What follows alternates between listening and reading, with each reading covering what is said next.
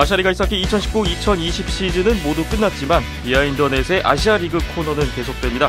오늘부터 2019-2020 시즌 나만의 베스트 6 릴레이가 시작됩니다.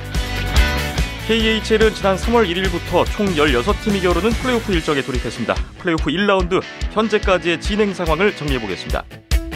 필라델피아 플라이어스가 9연승을 내달리고 올스타 휴식기 이후 상승세를 이어갔습니다. NHL 한 주간의 동향을 NHL 핫앤 낫을 통해 살펴보겠습니다. 국내 최초 국내 유일의 아이스하키 팟캐스트 비하인더넷 236회 시작합니다.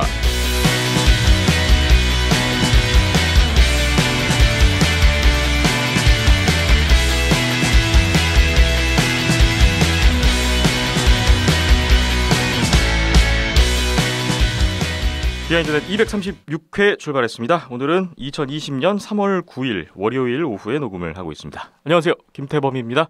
오늘도 박김찬 PD, 이현섭 기자 나오셨습니다. 안녕하십니까? 안녕하세요. 안녕하세요. 사상 초유의 마스크 오부제 실시 첫날 3월 9일 월요일에 녹음을 진행하고 있고요. 모쪼록 하루빨리 이 코로나19 사태가 진정되고 해결돼서 모든 분들이 마음 편히 하키를 볼 수 있고 즐겁고 편안한 일상으로 돌아오셨으면 하는 바람을 가져보면서 오늘 236회를 또 시작해 보겠습니다. 한 주 동안에 여러분이 주신 댓글 먼저 오늘도 보면서 출발을 해보겠습니다. 먼저 팟빵 댓글입니다. 미국 매니아님 2월 28일 금요일 댓글 주셨습니다.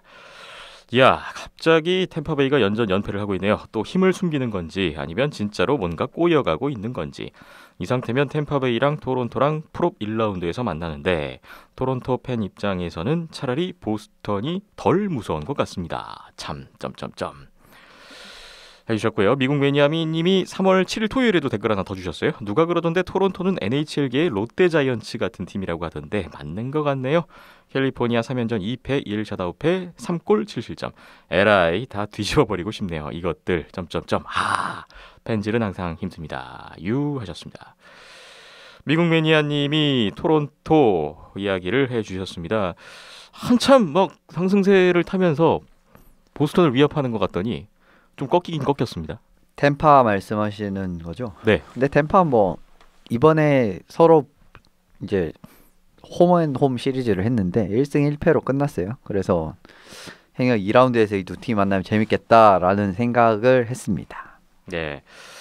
그리고 미국 매니아님이 토론토 롯데자이언츠라고 비교를 해주셨잖아요. 여기에 왕루이님이 3월 9일 월요일 댓글 주셨습니다. 헵스 팬으로서 미국 매니아님께 립스와 자이언츠 이야기에 대한 멘트를 남기자면 곧 환갑이신 저희 어머니 국민학교 입학하실 때가 립스의 마지막 우승이네요.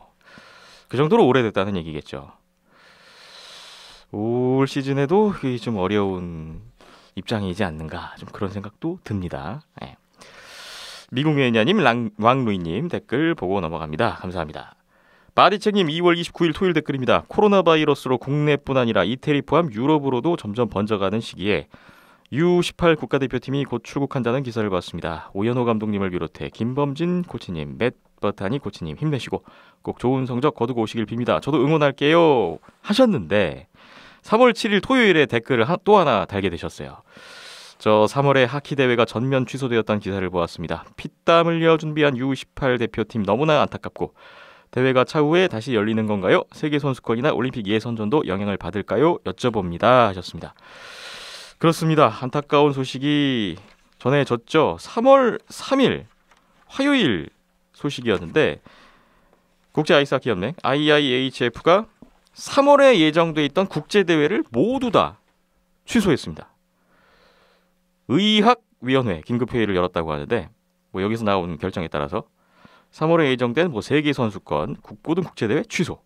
이에 따라서 우리나라 남자 U18 대표팀이 에스토니아에서 세계선수권 디비전2 그룹 A 출전 예정이었습니다만 취소됐고 여자 대표팀도 폴란드에서 디비전1 그룹 B 세계선수권 출전할 예정이었습니다만 이번 달 일정 대회가 모두 다 없어졌습니다. 그런데 이게 앞으로도 문제잖아요. 그리고 얼마 전에 여자 또 탑 디비전하고 디비전 1A도 취소됐다고 발표가 났죠. 네.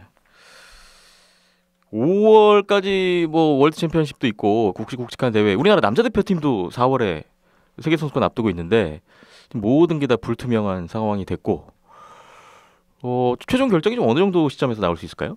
뭐 아직까지는 알 수가 없죠. 근데 3월은 사실상은 제가 봤을 때는 어렵다고 보고 3월 15일 날 또 총회를 해가지고 또 뭐 경과랑 이런 걸 다 한 번 더 본다라는 느낌으로인 것 같은데 제가 봤을 때는 재개최 가능성 자체는 이제 거기에서 이제 개최지가 할 때까지 뭐 돈을 들이고 이런 거에 보상에 관한 문제라든가 이런 거를 좀 논의한다 그랬거든요. 그런 걸 봤을 때는 좀 3월 대회는 재개최가 좀 어렵지 않나. 아예 그냥 넘어가는 걸로 그렇게 생각할 수도 있겠군요. 그럼. 예, 그렇게 네. 지금 또 시점상 제가 생각했을 때는 이제 3월 9일 10일인데 지금 진정세로 들어오는 것도 아니고 점점 심해지고 있잖아요. 그렇기 때문에 네. 3월은 어렵고 제가 봤을 때는 4월, 5월도 안정권이 아니다. 라는 말씀을 드리고 싶네요. 그리고 네. 심지어 5월이라서 어떻게 보면은 뭐 월드 챔피언십도 탑 디비전 굉장히 멀어 보이지만은 또 그렇게 멀지도 않은데 IHF에서 일단은 이번에는 스위스에서 개최를 합니다. 톱 디비전이. 근데 만약에 스위스도 지금 확진자가 계속 나오고 있거든요. 그래서 스위스가 어렵다 이러면은 러시아나 벨라루스 쪽으로 옮기겠다라는 이야기까지 했어요. 그래서 예. 톱 디비전은 제가 생각했을 때 뭐 여러 가지 진짜 뭐 재반 비용이나 이런 게 너무 많이 되니까 하기는 할 것 같은 뉘앙스긴 한데 사실 그것도 확신할 수가 없습니다. 네. 그렇죠. 예. 바디책님 말씀대로 지금 뭐 세계 선수권 올림픽 예선전까지 다 영향을 받지 않을까 싶은 현 상황인 것 같습니다. 네. 모쪼록 좀 빨리 해결이 됐으면 좋겠네요. 바디책님 댓글 감사합니다. 다음은 유튜브 댓글입니다. 3월 4일에 ACH 이렇게 읽어야 되는지 모르겠네요. 네, 아흐님께서 댓글 주셨어요. 물론 치러봐야 알겠지만 KHL의 경우 동부 지역은 카라모프의 카잔으로 굳어지는 듯 하네요. 서부 지역이 기대되네요. 체스카, 스카, 요케리트 등등. KHL 플레이오프에 대한 예상이라고 해야 될까요? 네, 말씀을 주셨는데 플레이오프가 지금 한창입니다. 이따가 KHL 플레이오프 1라운드 상황을 정리하는 코너를 마련했고요. 좀 더 또 많은 이야기를 나눠볼 수 있을 것 같습니다. 네, 카잔 어떨지, 서부 지역 어떨지 이야기를 나눠보겠습니다. 댓글 감사하고요. 형노님 3월 4일 수요일 댓글입니다. 업로드가 없으셔서 살짝 걱정을 했었습니다. 우승하고 싶다며 워싱턴을 떠나던 마이크 그린이 싼 가격에 트레이드되었군요. 이 기자님의 워싱턴 8번 저지가 너무 반가웠습니다. 수요일에 디비전 2위로 올라온 필라델피아와 워싱턴의 경기 결과가 기대되네요. 하셨습니다. 필라델피아 대 워싱턴 결과가 나왔죠 이미? 예, 나왔습니다. 네. 근데 필라델피아 그 내용은 나중에 언급을 드릴 거라서 네. 이제 경기 자체는 필라델피아가 올해 워싱턴 만났을 때 그렇게 어려운 느낌이 없어요. 그리고 제가 생각했을 때 좀 미리 언급을 드리는 건데 요 팀 작년 세인트루이스 블루스 좀 느낌 나거든요. 조금 약한 세인트루이스 블루스 느낌이 납니다. 필라델피아요. 예, 올해 필라델피아는 전반적인 이제 특징과 그런 게 약간 약한 그러니까 수비진이 조금 약한 세인트루이스 블루스의 냄새가 나기 때문에 제가 생각했을 때 이 팀이 진짜 스탠레이컵 결승전까지도 가능성 자체는 있다라고 봐요. 진짜 네. 그 부분은 이제 좀 뒤에 말씀을 드릴게요. 네. 형노님 댓글 감사하고요. 다음 댓글입니다. 3월 5일 목요일에 썬딘 13K님 댓글 주셨습니다. 조금 늦게 올라왔네요. 혹시 확진자가 나온 게 아닌가 걱정했습니다. 방송을 듣다 보니 편성 포맷의 얘기가 나오던데 취향의 차이가 있겠지만 개인적으로는 지금 것도 좋다고 봅니다. IIHF 홈페이지에 자주 들러서 국제 하키 뉴스를 보는 입장에서는 낯선 리그나 국내 리그 소식을 다루는 게 좋고 아이스하키 팟캐스트의 취지도 맞다고 봅니다. 그나저나 IIHF가 3월 대회를 모두 취소해서 U18 대회 대부분이 박살났던데 추후 개최할 수도 있다는 뉘앙스로 읽었습니다만 5월 월챔을 끝으로 국제대회는 사실상 끝일 텐데 가능하려나 싶네요. 팟캐스트 운영하시는 분들 모두 건강 챙기시길 댓글 주셨네요. 지난 회에 업로드가 늦어지면서 좀 걱정하셨던 분들이 좀 계셨군요. 네, 다행히도 아직까지 뭐 저희 쪽에서는 이상이 생긴 인원은 없고요. 네, 좀 건강을 좀 유의해야겠습니다. 모든 분들 마찬가지고요. 포맷 많은 고민을 하고 있으니까 또 많이 의견을 주십시오. 저희도 반영을 해서 언제든지 뭐 유동적이고 변화의 가능성은 있는 거니까 의견을 기다리고 있겠습니다. 썬딘 13K님 댓글 감사히 보고 넘어갑니다. 다음 류성아님 6일 금요일에 댓글 주셨습니다. 이번 방송에서 새로운 팬들의 유입에 대해 고민이 있으셨는데 이럴 때 데이비드 에어스 같은 이슈를 통해 소개를 하는 것도 좋은 것 같아요.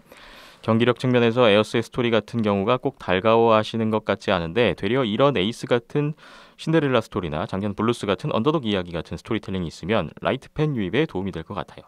그리고 이번 칼드 트로피 경쟁이 뜨겁습니다. 초반 마카에서 퀸 휴즈가 턱 밑까지 쫓아왔는데 둘 중 어느 선수가 탈 걸로 예상하시나요? 그리고 두 선수 플레이 스타일 비교도 주시면 감사하겠습니다. 라는 댓글 주셨습니다. 네, 새로운 팬들의 유입에 대한 아이디어 공유가 많이 됐으면 좋겠고요. 저도 뭐 언더독의 이 성공 스토리 이런 거 되게 좋아하거든요. 네, 앞으로도 많은 이야기가 나왔으면 좋겠습니다. 그래서 그러나, 비티아지를 응원하셨으나. KHL 플레이오프 저는 하위권 팀들을 계속 응원하고 있죠. BTRG 포함해서 그렇습니다. 안타깝게 됐습니다만. 그리고 그 칼드 트로피 경쟁 이슈를 주셨네요. 마카와 퀸 휴즈 플레이 스타일 비교까지 좀 부탁을 해주셨는데요. 두 선수 다 이제 굉장히 이제 어떻게 보면은 앞으로 굉장히 잘할 선수들이고 특히 일단 공격에서의 기여 같은 부분이 굉장히 눈에 띄는 선수들입니다. 근데 뭐 이제 세부적인 플레이 스타일 같은 거는 조금씩 차이가 있고 기본적으로 이제 머카 선수가 조금 더 이제 공수 양면적으로 봤을 때는 더 좋은 선수는 맞아요. 이제 뭐 포지셔닝이라든가 아니면은 전반적으로 뭐 좀 과감하게 들어가서 바디 체킹 같은 부분도 좀 잘하는 부분 이런 부분에서는 확실하게 그리고 판단력 같은 부분에서도 조금 더 뭐 두 선수 다 이제 공격적으로 이제 좀 과감한 패스 같은 것도 많이 찔러주는 선수라서 턴오버 같은 것도 많긴 한데 그런 부분도 머카 선수가 조금 더 낫습니다. 네. 그냥 제가 봤을 때 그렇다는 이야기고 그리고 슈팅 같은 부분에서도 머카 선수가 조금 더 이제 강하고 날카로운 그런 부분이 있는데 반면에 이제 휴즈 선수 같은 경우에는 어쨌든 파워플레이 같은 부분에서 지금 굉장히 또 예전에 이제 밴쿠버 언급을 드릴 때 지금 파워플레이 5명 첫 번째 유닛이 굉장히 좋다고 말씀을 드렸죠. 네. 이제 물론 뭐 콜로라도도 첫 번째 유닛이 상당히 좋습니다만은 이제 그런 부분 왜냐하면은 원타이머를 이제 좌우로 배급을 하면서 뭐 페테르손 선수라든지 아니면 밀러 선수 이런 선수들을 잘 활용을 할 수 있다라는 부분 이런 부분에서 어쨌든 휴즈 선수가 좀 판단력 파워플레이를 전개하는 부분에서도 근데 사실 그 부분은 둘 다 호각이에요. 그런 부분 자체 같은 부분은 근데 지금 어쨌든 머카 선수가 부상으로 인해서 꽤 결장을 했거든요. 네. 근데 같은 값이면은 비슷하다. 그러니까 제가 생각했을 때 머카 선수가 한 반발이나 한 반발 정도는 더 위라고 봐요. 지금 수비적인 포지셔닝 그러니까 포지션이 뭐 수비적인 몸을 쓰는 부분이라든가 아니면은 공격 전개 같은 부분은 뭐 다 비슷하다고 봤을 때 슛도 이제 머카 선수가 조금 더 좋다라고 말씀을 드렸죠. 그런 부분을 봤을 때는 머카 선수가 저는 조금 더 위라고 생각을 합니다만은 지금 머카 선수가 부상으로 인해서 조금 결장을 했다라는 부분 그런 거 감안을 하면은 그리고 사실 휴즈 선수가 올해 생각보다 조금 훨씬 더 잘하고 있습니다. 올해 그러니까 이 정도까지 잘할 줄 몰랐는데 수준으로 굉장히 잘하고 있어요. 그렇기 때문에 조금 칼더 이제 NHL 트로피 같은 부분 수상자의 그런 이 선정 성향 이때까지의 네. 성향 같은 걸 봤을 때는 아무래도 좀 부담 없이 꾸준하게 쭉 나가고 하는 휴즈 선수가 받을 가능성이 조금 더 높아 보이긴 합니다. 근데 제가 생각했을 때는 아직까지는 머카 선수가 조금 더 좋은 선수예요. 그렇군요. 뭐 그런 변수는 또 있을 것 같군요. 일단 답변을 이렇게 드리는 걸로 마무리하겠습니다. 류성아님 댓글 잘 봤습니다. 고맙습니다. 마지막 댓글입니다. 3월 7일 토요일 댓글 서진주님입니다. NHL과 KHL 트레이드는 시즌 중간에도 이루어지나요? 시즌이 끝나고 트레이드가 이루어지나요? 제가 좋아하는 워싱턴 오베치킨 저지를 입고 계시네요. 잘 어울리네요. 그리고 전문가 시선으로 보기에 보스턴, 워싱턴, 세인트루이스, 템파베이 이 팀들 장단점 간략하게 설명 부탁드려도 되나요? 하셨습니다. 네, 마지막에 이제 질문으로 끝났는데 보스턴, 워싱턴, 세인트루이스, 템파베이 이 네 팀에 대한 설명 잠시 부탁드리겠습니다.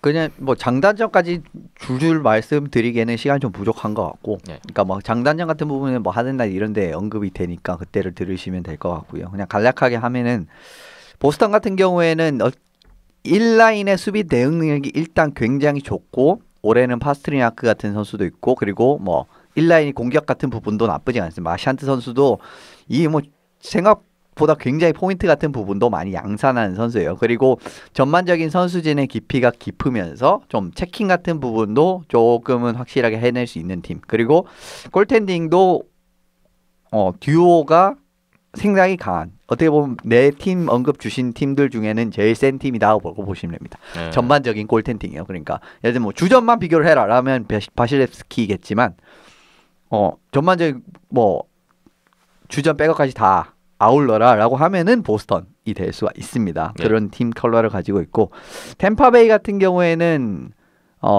굉장히 어떻게 보면은 공격 지역에서 어떻게 이제 이걸 풀어 나가는가, 요게 굉장히 매력적인 팀입니다. 요 팀 같은 경우에는 전반적으로 신체적인 사이즈가 큰 선수보다는 작은 선수들이 많고, 좀 간결하게 패스를 잘 전개를 해나가면서 좀 공격을 깔끔하게 전개해 나가는 게 있거든요. 공격 지역에서 굉장히 이제 인상적인 플레이를 하는 팀이고, 그래도 최근에는 뭐 서렐리라든지 그 다음에 뭐 최근에 영입한 선수 콜먼 뭐 이런 선수들이 좀 체커 유형의 좀 거친 선수를 좀 들어왔거든요. 네. 그렇기 때문에 좀 상대방의 좀 덩치 이런 부분을 대응을 할 수 있는 이런 능력이 조금은 생겼다. 올해 같은 경우는 좀 그런 말씀을 드리고 싶고, 전반적으로 어쨌든 템파는 좀 물론 수비 같은 부분도 이제 뭐 맥더나나 헤드만 이런 좋은 선수들이 있지만은 그래도 공격 지역에서 풀어나가는 부분이 좀 매력적인 팀이라고 할 수가 있습니다. 그다음 네. 워싱턴인가요?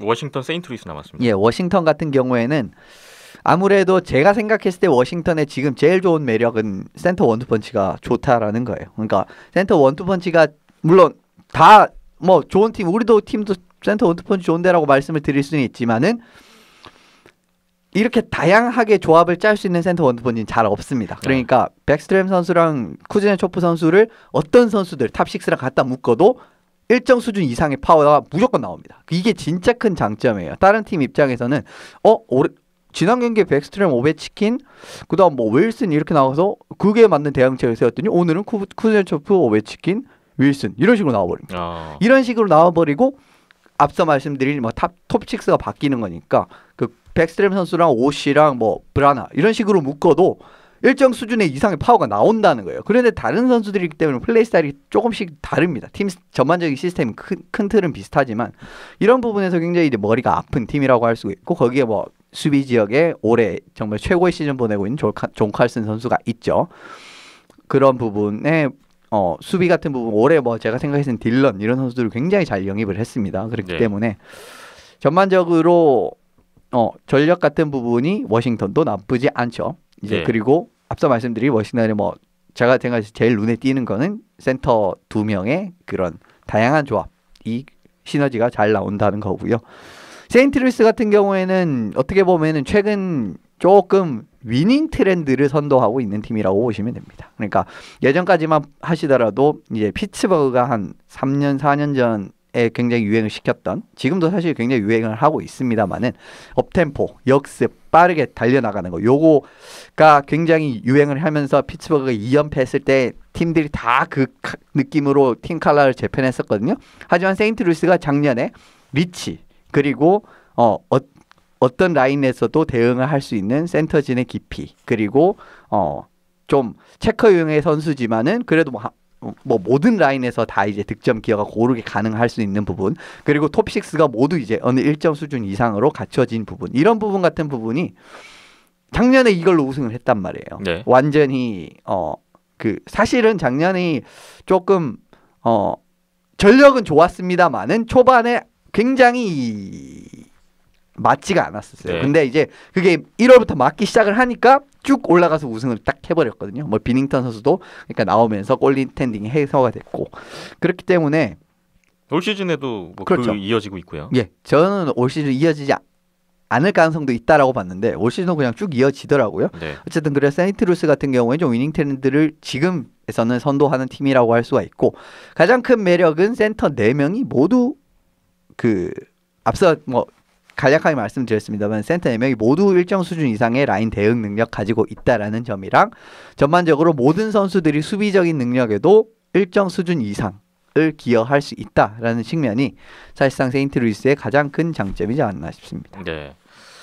보스턴, 워싱턴, 세인트루이스, 템파베이 이 네 팀에 대한 색깔이라고 그래야 될까요? 네, 간략하게 설명을 이 정도로 해드렸고요. 넘어가면서 NHL과 KHL 트레이드 질문도 주셨는데 시즌 중에는 이제 마감이 있고 예, 마감일이 있죠. 예, 마감 지나고 나서 그 이후에는 어떻게 되는 건가요? 마감 지나고 나면은 이제 일정 시기가 딱 오게 되면은 자유계약의 이제 시기가 옵니다. 이제 NHL 같은 경우는 7월 1일이거든요. 네. 그러면 이제 선수들이 자유계약으로 풀리면서 이제 계약을 진짜 말 그대로 자유계약을 할 수가 있는 거고요. 그 전에는 이제 일단은 팀 소속이기 때문에 그 7월 1일까지는 예를 들면 7월 1일 이후에 뭐 비제한적 자유계약 선수가 되는 상황이라도 네. 7월 그러니까 6월 30 뭐 6월 뭐 15일 뭐 이때까지는 그 팀 선수거든요. 그렇기 때문에 해당 팀이랑 이제 재계약이라든가 이런 교섭은 가능한데 아니면 트레이드를 해가지고 뭐 그 팀에서 이제 다른 팀에서 영입을 해서 그 팀과 계약을 하거나 이런 거는 가능하거든요. 예. 그런데 예를 들면은 A 선수가 B 팀이랑 그냥 7월 1일 이전에 그러니까 7월 1일 날 이 선수가 자유계약을 신분을 획득을 해요. 근데 뭐 그 전에 다른 팀이랑 계약을 하고 뭐 이런 거는 안 됩니다. 이런 건 이제 트레이드가 진행된 이후에는 가능한데 예. 예, 그런 게 있어요. 시즌 종료 후에 시기별로 좀 변수가 있고 시즌 중에는 데드라인을 참고하시면 되겠습니다. 예, 시즌 중에는 이제 마감일이 다 있고요. 네. 이제 그 마감일 이전에는 가능합니다. 네. 서진주님 질문에 대한 답변 이렇게 드리면서 참여 감사드리고요. 오늘 댓글 소개할 댓글을 모두 다 살펴봤습니다. 네, 다가올 한 주 동안에도 많은 이야기를 좀 들려주시면 좋겠고요. 계속 참여 부탁드리고 참여해주신 분들께 다시 한번 감사의 말씀 전하겠습니다.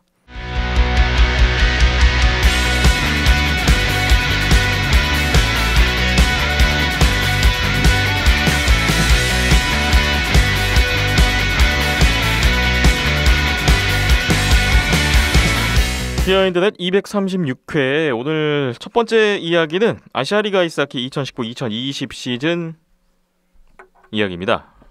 시즌은 끝났지만 비하인드넷의 아시아리그 이야기는 계속된다 이렇게 말씀드릴 수가 있겠는데 박힘자 PD님의 기획입니다. 소개를 좀 부탁드리겠습니다. 기획이랄 게 있을까요? 그냥 본인이 아이디어 내신 거잖아요. 예, 지난해 말씀드린 것처럼 네. 예, 계속 언급이 되고 이야기가 되고 회자가 돼야 된다라고 생각을 했고요. 예, 그리고 좀 더 많은 선수들 많은 이야기들이 오갔으면 좋겠다는 생각에 네. 예, 시즌 끝나고 사할린에서 한국 넘어오면서 부탁을 드렸죠. 저희 멤버들한테. 네. 예, 그래서 비하인드넷 식구들 그다음에 주간 리뷰 식구들 그리고 저기 안양알라 중계하고 계시는 두 분께도 부탁을 드려서 자신만의 이유로 자신만의 기준으로 베스트 6를 뽑아달라. 2019-2020 시즌 아시아리그 자신만의 베스트 6. 네. 네. 그래서 뭐 오피셜로 예, 아시아리그 어워즈는 발표가 됐으나 예, 그거 외에도 나는 이런 이유 때문에 이 선수가 더 올 시즌에 눈에 띄었다라는 네. 베스트 6를 뽑아주십사 하고 예, 숙제를 내드렸죠. 네. 그리고 답변들을 주셔서 그거를 하나씩 소개를 해드리면 좋지 않을까 해서 이번 주부터 시작하게 됐습니다. 네. 일단 저희 안에서 그 베스트 6 의견을 취합했는데 저희 3명 네, 그리고 말씀 주신 대로 안양한라의 중계를 담당하고 계시는 오솔길 해설위원과 박영현 캐스터 네. 이렇게 두 분 거기에 전 온도스포츠의 해설위원 네, 현 대변 킬러 웨일즈의 매니저 네, 오광식 매니저까지 네, 이렇게 해서 현재 7명 네, 7명의 일단 의견이 취합된 상태고요. 네. 여기서 끝이 아닐 것 같은데요. 그러니까 이거를 하는 이유는 네. 저희끼리 그냥 떠들고 놀고 하는 것보다는 저희 얘기를 들어보시고 나는 이런 기준에 이런 선수가 눈에 띄었더라라고 이제 팬분들 내지는 청취자분들께서도 같이 참여를 해주십사 네. 하는 게 더 큰 목적이고요. 네. 예, 팬분들은 어느 선수가 눈에 띄었는지 어느 선수의 활약이 인상 깊었는지를 같이 서로 공유하고 이야기해보고자 하는 게 더 크죠. 네. 오늘부터 저희가 릴레이 형식으로 시리즈 형식으로 소개를 드릴 텐데 이거 들으시면서 애청자 여러분께서도 댓글이나 뭐 다른 경로를 통해서 네. 나만의 베스트 6를 꼽아서 참여해 주시면 대단히 감사하겠습니다. 네, 뭐 굳이 뽑기 귀찮다 싶으시면은 네. 예, 저희 멤버들 뽑으신 거 보시고 어느 해설위원 그렇죠. 뭐 내용에 공감이 간다. 동의를 해주시든지 아니면 네. 뭐 반대 의견을 그 내주시든지. 자리에 나는 이 선수가 더 잘 어울릴 네. 것 같다. 뭐 이렇게 또 예, 피드백을 달아주시면 좋을 것 같아요. 네. 참고로 현재 7명의 결과만 봐도 각자 다 다른 생각을 하고 있고 다양한 이름들이 기준점도 다 나오고 다르죠. 있습니다. 네. 네. 그래서 다양한 이야기들이 좀 나올 수 있을 것 같고요. 오늘부터 이제 시작입니다. 2019-2020 시즌 아시아리가 이사키 나만의 베스트 6. 오늘 첫 번째 소개 주자는 이현석 기자님입니다. 네. 왜 저죠? 아이 뭐 메인 누르면은 비하인드에 메인 누르면 1번으로 가야죠. 네. 1번 안 해드리면 또 서운해하실 수도 있을 것 같아서 그래서 오늘 이현섭 기자님의 베스트 6부터 한번 출발을 해볼 텐데요. 뭐 아시아리그 아이스하키 공식 베스트 6와 어떤 차이가 있는지 또 비교해 보시면서 들으시면 재밌을 것 같습니다. 골리, 수비수, 공격수 순으로 진행을 해볼 텐데 이현섭 기자님 일단 골리 누구를 뽑으셨습니까? 다 부제를 다셨는데 네. 저도 지금 부제가 생각이 나서 말씀을 드리면 부제 개인의 부제 개인의 기준점. 주제 개인의 네. 기준. 올해 기준으로 내가 팀을 뽑으라고 하면은 저는 이 팀을 뽑겠습니다. 그러니까 올해 기준으로 이제 뭐 베스트 6 뭐 판타지 리그 같은 거 많이 이제 뭐 북미 하시는 네. 분은 많이 그 삘이 오실 텐데 올해 기준으로 뭐 6명으로 시즌을 치러봐라고 했을 때 저는 이 선수들 6명 뽑겠습니다. 오케이 알겠습니다. 디테일하게 포지션별로 잡으셨더라고요. 네. 예, 포지션별로 잡았고요. 골리부터라고 하니까 골리부터 말씀을 드릴게요. 제가 네. 생각했을 때는 요거는 이견의 여지가 없지 않나라고 싶은데 드류 맥킨타이어 선수입니다. 오지글스의 드류 맥킨타이어 실제로 뭐 많은 분들이 지금 꼽아주신 상태입니다. 예, 왜 드류 맥킨타이어냐라고 하면은 오지의 최근의 약점이 무엇냐라고 하면은 결과적으로는 골텐딩이었거든요. 그 부분에서 오노다가 생각보다 성장을 하지 못했으며 나리사와가 기대 이상으로 오지 시스템에 잘했기는 했지만 그래도 이제 팀을 우승으로 이끌기에는 2% 항상 부족했었어요. 그런데 그거를 완벽하게 해결해주는 자원이었습니다. 물론 올해 같은 경우에는 뭐 오지가 한라하게 지긴 했습니다만은 한 경기 안 나왔죠. 첫 경기. 예. 이런 부분이 있었다라는 부분. 그러니까 기대치가 결과적으로 완벽하게 충족이 되면서 아시아리그 최고의 골리는 누구냐라고 하면은 제가 생각했을 때는 맥킨타이어 선수입니다. 네. 그리고 좀 지난해 같은 경우에는 크레인즈에서도 좋은 모습은 보여줬습니다만은 오지 수비진 같은 경우에는 사실상 일본 국가대표팀급이라고 해도 과언이 아니거든요. 그렇기 때문에 여기에 딱 맞물려 가지고 오히려 더 좋은 활약을 보여줬다 작년보다라고 말씀을 요약을 드릴 수가 있겠네요. 예. 그리고 올 시즌 전반적으로 사실은 오지 경기력이 참 일정치 못했습니다. 이거는 참 강팀 같은 부분은 뭐 한라 같은 부분한테 위닝 시리즈 하고 하는데 뭐 일본 팀들 상대로 뭐 크레인즈 상대로는 또 막 많이 지고 이런 부분이 있었잖아요. 이런 부분을 하면은 참 일정치 못했는데 그 중에서도 제일 꾸준하고 제일 잘했다라고 이제 요약을 드릴 수가 있기 때문에 드류 맥킨타이어 선수를 뽑았습니다. 골리 드류 맥킨타이어 오지글스 선수고요. 뭐 올 시즌 아시아리그 베스트 골리이기도 합니다. 이견의 여지가 없을 것이다라는 평가를 주셨습니다. 다음 수비수 2명을 선정해 주셨는데 일단 첫 번째 수비수 누군가요? 하시모토 료 선수입니다. 역시 오지글스의 하시모토 료입니다.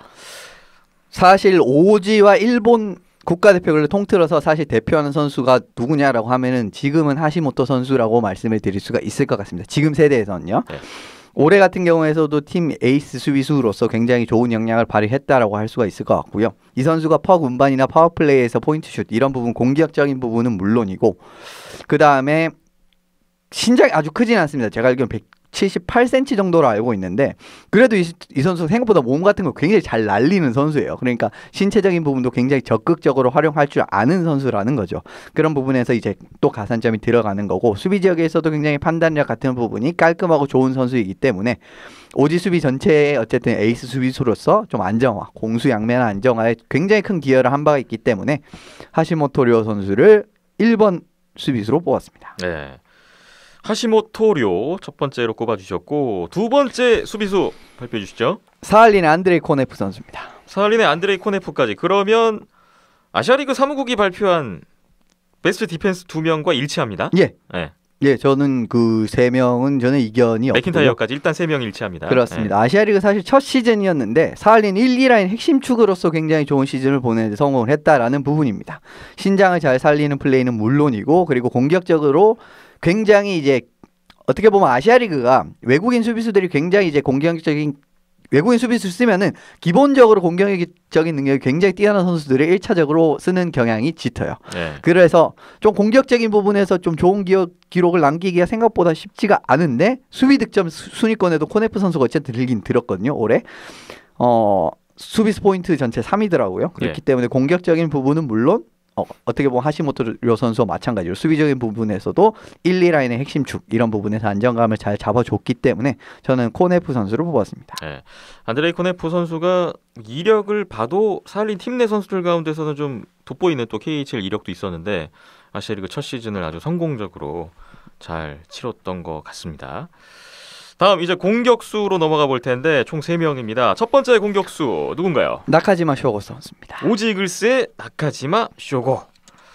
네, 나카지마 쇼고를 꼽아주신 분들도 현재 꽤 많아요. 네, 나카지마 쇼고 어떻게 선정을 해주셨나요? 통산 최고의 시즌이었죠. 개인 통산 최고의 시즌이었고 차세대 일본 대표팀의 에이스가 될 수 있을 정도의 역량을 올해 오지에서 보여줬다라고 할 수가 있어요. 네. 이 선수가 사실 이 정도로 잘할 줄은 몰랐거든요. 예전에 이제 추호대학교 시절부터 이 선수를 좀 많이 이제 들어올 때부터 굉장한 선수가 있다라는 이야기를 많이 들어서 그 두 선수가 이제 결국은 그때 2명의 선수가 있는데 그 2명이 결국 제가 뽑은 베스트 6 다 뽑혔는데 어떻게 보면은 이적 첫 해부터 오지라는 부담감이 굉장히 갈 수밖에 없는 팀에서 그리고 지금 차세 때 오지를 에이스로 밀어준 선수가 수비에 하시모토라면 공격에는 타카시 세이지 선수가 있습니다. 네. 근데 이 선수보다 훨씬 더 좋은 모습을 보여줬어요. 첫 해. 이런 부분에 굉장히 인상 깊다라고 말씀을 드렸고 직전의 포인트랑 비교를 해봐도 거의 2배 이상이 됐습니다. 예. 그러면서 실질적인 오지 1라인의 센터 역할을 했어요. 근데 오지 1라인 센터의 경쟁자라고 하면은 굉장히 뭐 베테랑이라고 할 수 있는 오바라 같은 선수들도 있는 거고 그리고 올해 레던바크 선수 영입했었죠. 예. 근데 그 선수까지 밀어내면서 1라인 센터를 봤다라는 겁니다. 이런 부분에서 훨씬 더 가산점을 저는 줬습니다. 그렇기 때문에 올해는 나카지마 쇼고를 1번으로 꼽을 수 있을 것 같아요. 지난 시즌에 20포인트를 기록했었는데 올 시즌에 46포인트로 포인트 왕을 차지한 오지글스의 나카지마 쇼고 첫 번째 공격수로 뽑아주셨습니다. 다음 공격수 발표해 주시죠. 사할린의 미하일 클림추크 선수입니다.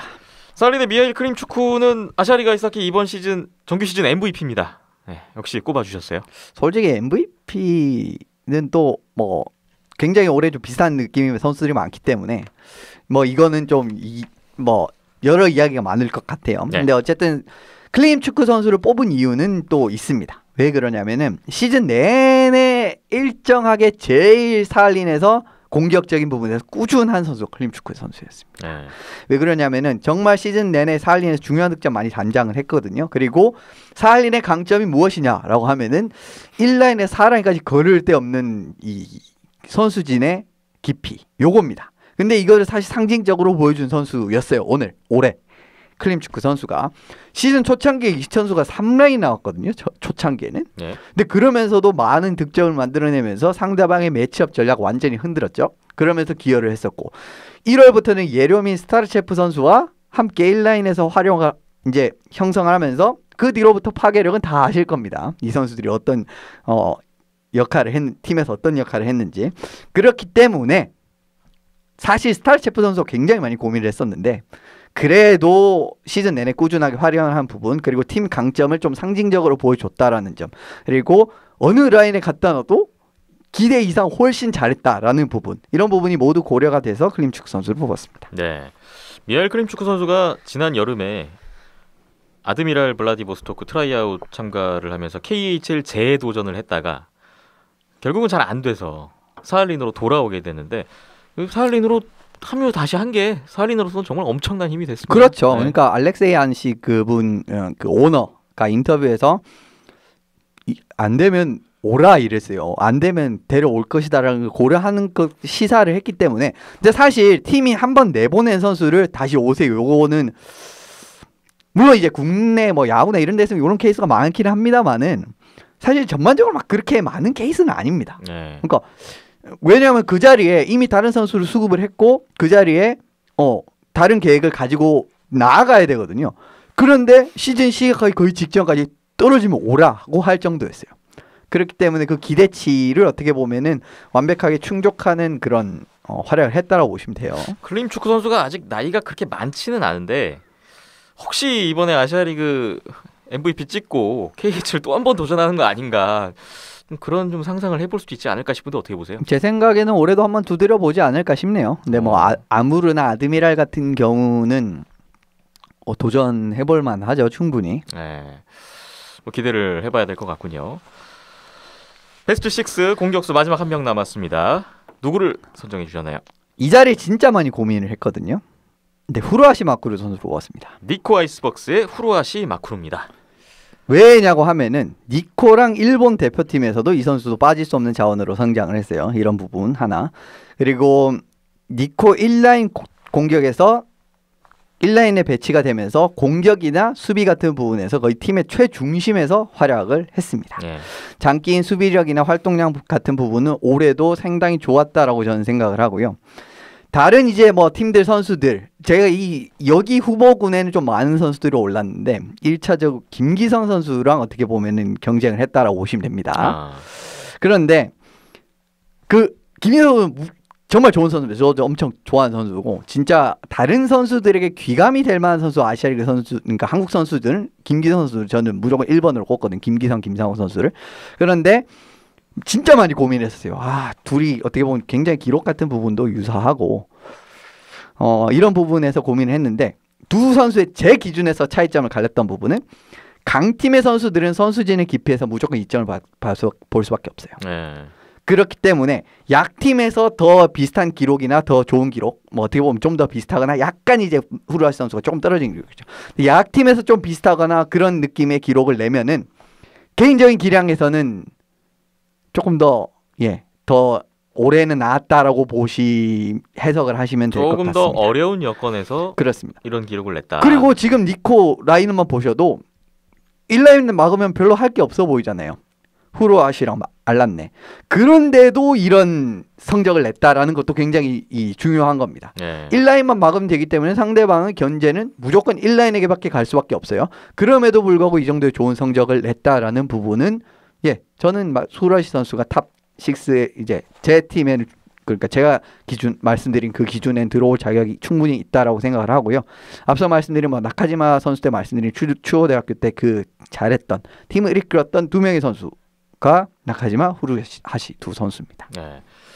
올 시즌 정규리그 마지막 시리즈에서 또 강렬한 임팩트를 남겼던 니코 아이스박스의 후루아시 마쿠루 선수까지 이렇게 이연섭 기자의 나만의 베스트 6는 여기까지입니다. 다양한 이야기들이 나올 것으로 예상이 되는 이 릴레이 오늘 하나 더 소개하고 마무리를 하려고 하는데 두 번째 주자는 여기 안 계시지만 오광식 전 온도스포츠 해설위원 현 대병 킬러 웨일즈 매니저 오광식 매니저의 나만의 베스트 6입니다. 일단 뭐 본인의 이야기를 여기서 들을 수는 없으니까 간략하게 좀 소개를 드리고 넘겨야 될 것 같아요. 오광식 매니저의 베스트 6 골리는 오지글스의 드류 맥킨타이어 선수군요. 써주신 거 그대로 제가 읽어드릴게요. 지난해 크레인즈에서도 좋은 모습을 보여줬지만 이번 오지글스의 선수 구성 조각 중 제일 중요한 조각이었던 느낌이었다라는 평을 해주셨습니다. 그리고 수비수는 먼저 안양한라의 이동구 선수. 파워플레이, 페널티 킬링을 제외하고 5대5 상황에서 이렇게 기록이 좋은 디펜스는 없을 거다. 공격, 수비, 리더십까지 고루 갖춘 선수. 이런 평을 해주셨고요. 이어서 두 번째 수비수 대명 킬러 웨일즈의 김범진 선수를 뽑아주셨습니다. 시즌 초반부터 중반까지 코치로서 훈련보다는 지도에 앞장섰었는데 후반부에 접어들면서 부상으로 빠진 선수들의 자리를 플레잉 코치로서 선수의 역할도 다해줬다. 멀티플레이를 하는 것이 쉽지 않았을 텐데 끝까지 잘 하려는 모습이 좋았다. 라고 써주셨습니다. 다음 공격수 오지글스의 나카지마 쇼고 뽑아주셨습니다. 와, 소리가 나오는 플레이들로 창의적인 기술이 돋보이는 이번 시즌 최고의 골 감각을 보여줬다. 라고 평해주셨고요. 이어서 두 번째 공격수는 브락 힉스, 데미안 킬러 웰즈의 브락 힉스입니다. 작은 체구에서 1대1 상황을 기술로 빠져나오고 결국은 퍽을 연결시키는 능력은 인상 깊을만 했다. 아시아리그에서 손꼽히는 센터라고 생각한다. 라고 해주셨습니다. 마지막 공격수 세 번째 안양한라 김기성 선수를 뽑아주셨습니다. 이 선수는 절대 죽지 않는다. 계속 성장한다. 어릴 적부터 그랬고 앞으로 40이 넘도록 아이스하키를 할 선수다. 초중고 대학 시절까지 같이 운동을 했었는데 이런 선수는 없다. 모든 운동선수들의 모범이라고 할 수 있을 정도로 성실하고 아이스하키에 전부를 거는 선수다. 멋있다. 이렇게 평을 남겨주시면서 총 6명 베스트 6를 선정해 주셨습니다. 공감이 많이 가네요. 확실히 시각이 또 다르네요. 수비는 약간 절친으로 간 게 아닌가. 아 그런데 약간 팔이 안으로 본인하고 친한 선수들. 네. 이번 기회를 빌어서 아니, 한 번 더. 물론 잘했습니다. 이동구, 김범진 두 인상 선수. 깊었죠. 네. 네. 이동구 선수 뭐 꾸준히 잘해온 선수고 김범진 플레잉 코치로서 아, 정말 많은 경기를 선수로 뛰었습니다. 그렇죠. 이번 네. 시즌 나오기 쉽지 않을 거라고 다들 생각을 했었는데 네. 그리고 본인도 거의 운동 안 하고 계속 코치 일이 너무 많다 보니까 항상 그 영상과의 씨름을 하던 선수였는데 또 선수로서 또 막판에 엄청난 활약을 해줬죠. 네. 다음 시즌에도 또 플레이 코치를 하실런지는 좀 궁금해요. 충분히 해도 되지 않을까 하는 생각을 하는데 네. 좀 데미안 킬러 웰즈 플레이오프 진출에 또 기여가 있었습니다. 공격수는 나카지마 쇼고, 브라킥스, 김기성 이렇게 세 선수를 뽑아주셨는데 뭐 나카지마 쇼고 선수는 앞서 이현숙 기자님도 언급해 주셨고 브라킥스, 김기성 선수도 좀 공감이 되네요. 이현숙 기자님하고 브라킥스를 꼽아주셨다는 점 역시 대명 선수 한 명 또 나옵니다.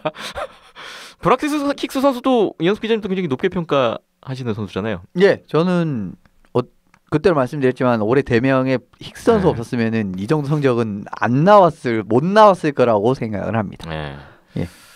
자, 이렇게 해서 오광식 매니저의 베스트 6 또 한 번 보고 갑니다. 오늘은 이렇게 두 분만 소개를 해드리는 걸로 마무리를 하고 다음에 또 다른 분들의 의견 그리고 여러분이 또 의견 주시면 또 그것도 같이 소개해 주는 그런 시간을 마련하겠습니다. 각자의 기준이 다르니까요. 그러니까요. 예. 마무리하면서 저희 그 현재 온더스포츠 해설을 맡고 계시는 조재영 해설위원의 베스트 6는 주간 아시아리그 리뷰를 통해서 보시면 된다고 저희가 예고를 해드리고 마무리를 하겠습니다. 이번 주에 주간 아시아리그 리뷰 예, 같이 제작하시죠? 올라갈 겁니다. 네. 네. 주간 아시아리그 리뷰 시즌2 최종회인가요? 그렇죠. 시즌2 최종회고요. 아. 아시아리그 총정리편이라서 순위별로 한 팀씩 돌아보는 시간을 가졌고 아시아리그 어워즈와 더불어 또 주간 리뷰에서 뽑는 시즌 MVP와 그다음에 베스트 6까지 준비를 했는데 아마 조재영 해설의 개인 주관적인 의견이 뭐 물론 그러시겠죠. 100% 반영돼. 네. 지난 시즌에 예. 오광식 해설위원 계속 예. 데미안 킬러 웰즈 그렇죠. 네. 그래서 애정을 보였듯이 그 계에서 한번 같이 즐겨주시면 좋을 것 같습니다. 네. 주간 아시아리그 리뷰 시즌2 최종회에서 조정 해설위원의 베스트 6 포함해서 여러 가지 최종 정리 이야기가 나오니까 많이 기대를 해주시면 감사하겠습니다. 비하인드넷 236회 잠시만 쉬었다가 이어가 보겠습니다.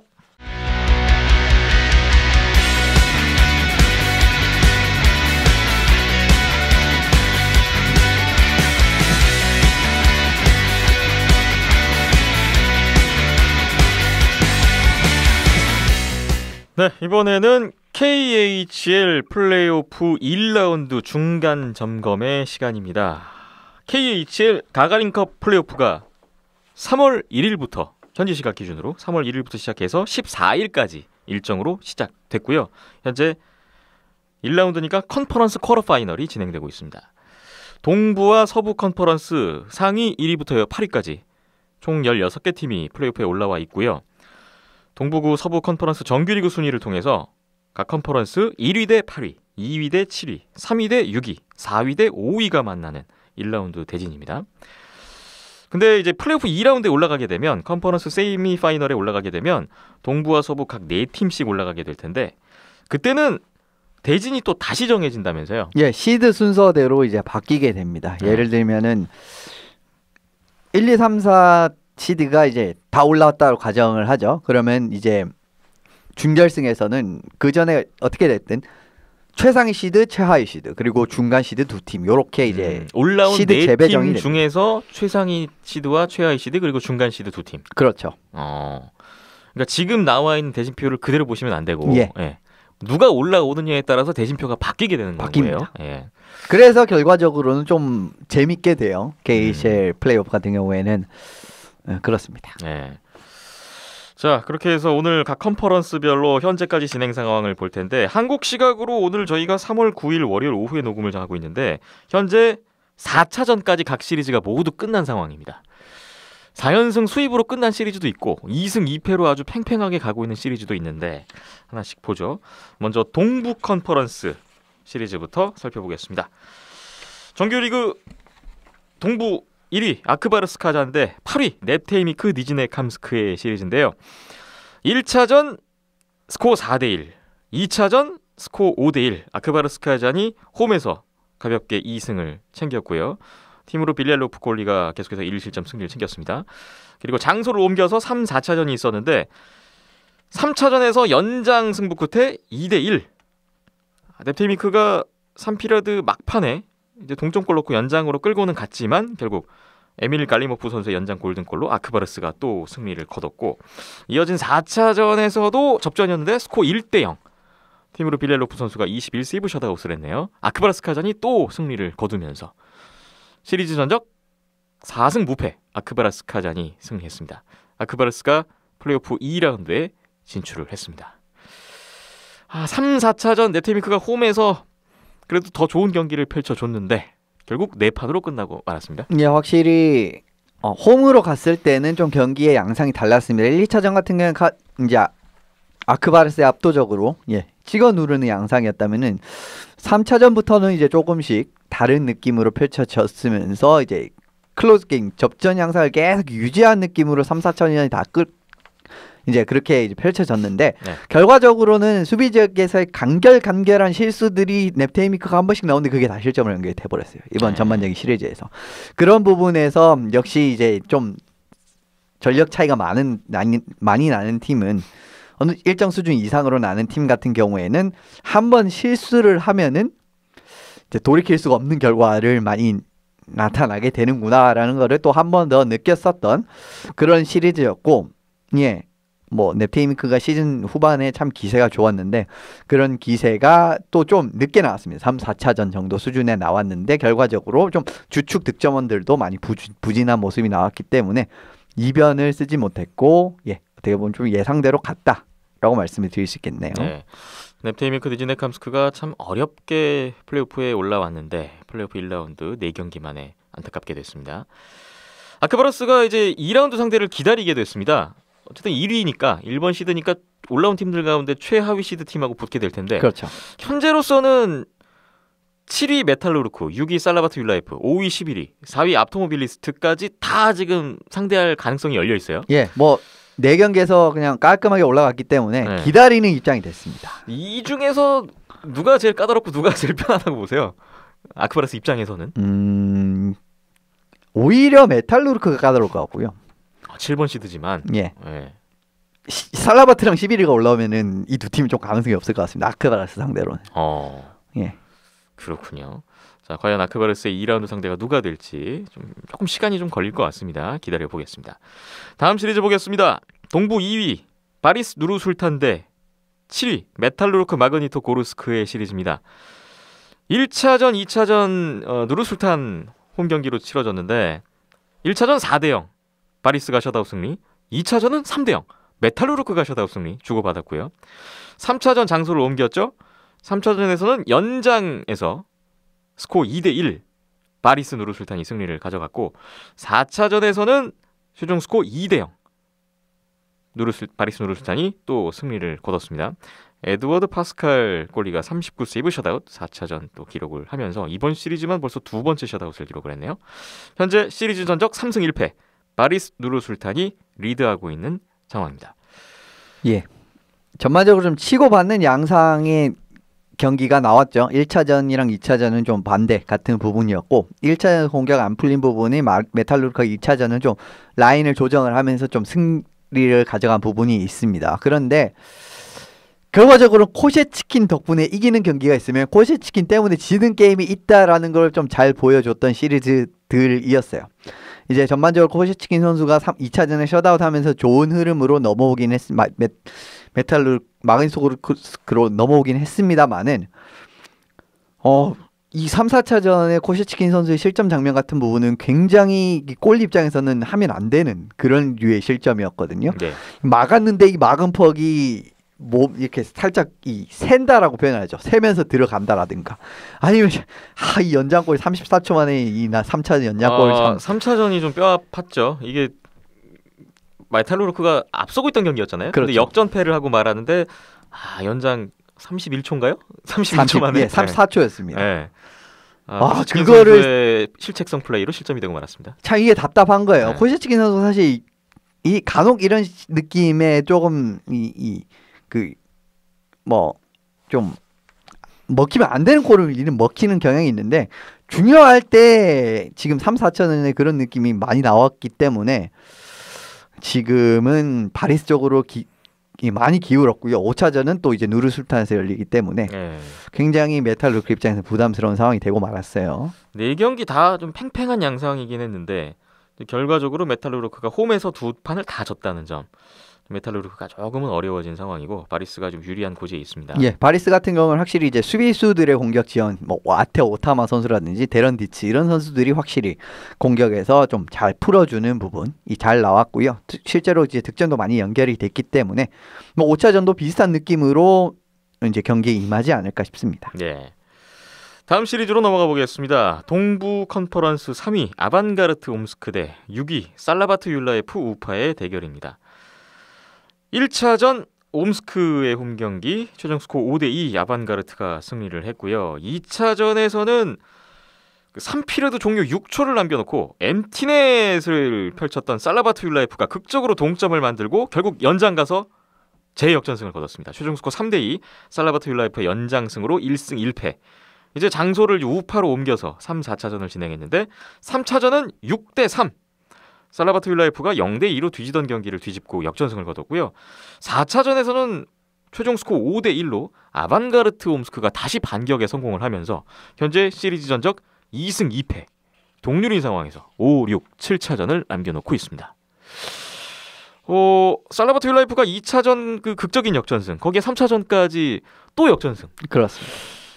아반가르트가 좀 궁지에 몰리는 이 분위기였는데 4차전에 또 완승을 거뒀단 말이죠. 예, 4차전은 아반가르트가. 정말 완승을 했죠. 또 어떻게 될지 모르겠습니다. 이제. 이래서 사실은 조금 앞으로가 좀 예상하기가 많이 어려운 시리즈가 돼버렸습니다. 사실 2, 3차전의 기운만 봤을 때는 살라바트가 이제 쭉 또 가는 느낌이었는데 4차전에서 무너졌어요. 그리고 전반적인 공격 자체는 1차전 같은 부분은 아방가르트의 완승이었거든요. 근데 2차전부터는 살라바트가 좀 공격의 물꼬를 트기 시작하면서 게임이 좀 많이 달라진 양상이 조금 달라졌었습니다. 그러면서 보코프 선수도 잘 공략을 하더라고요.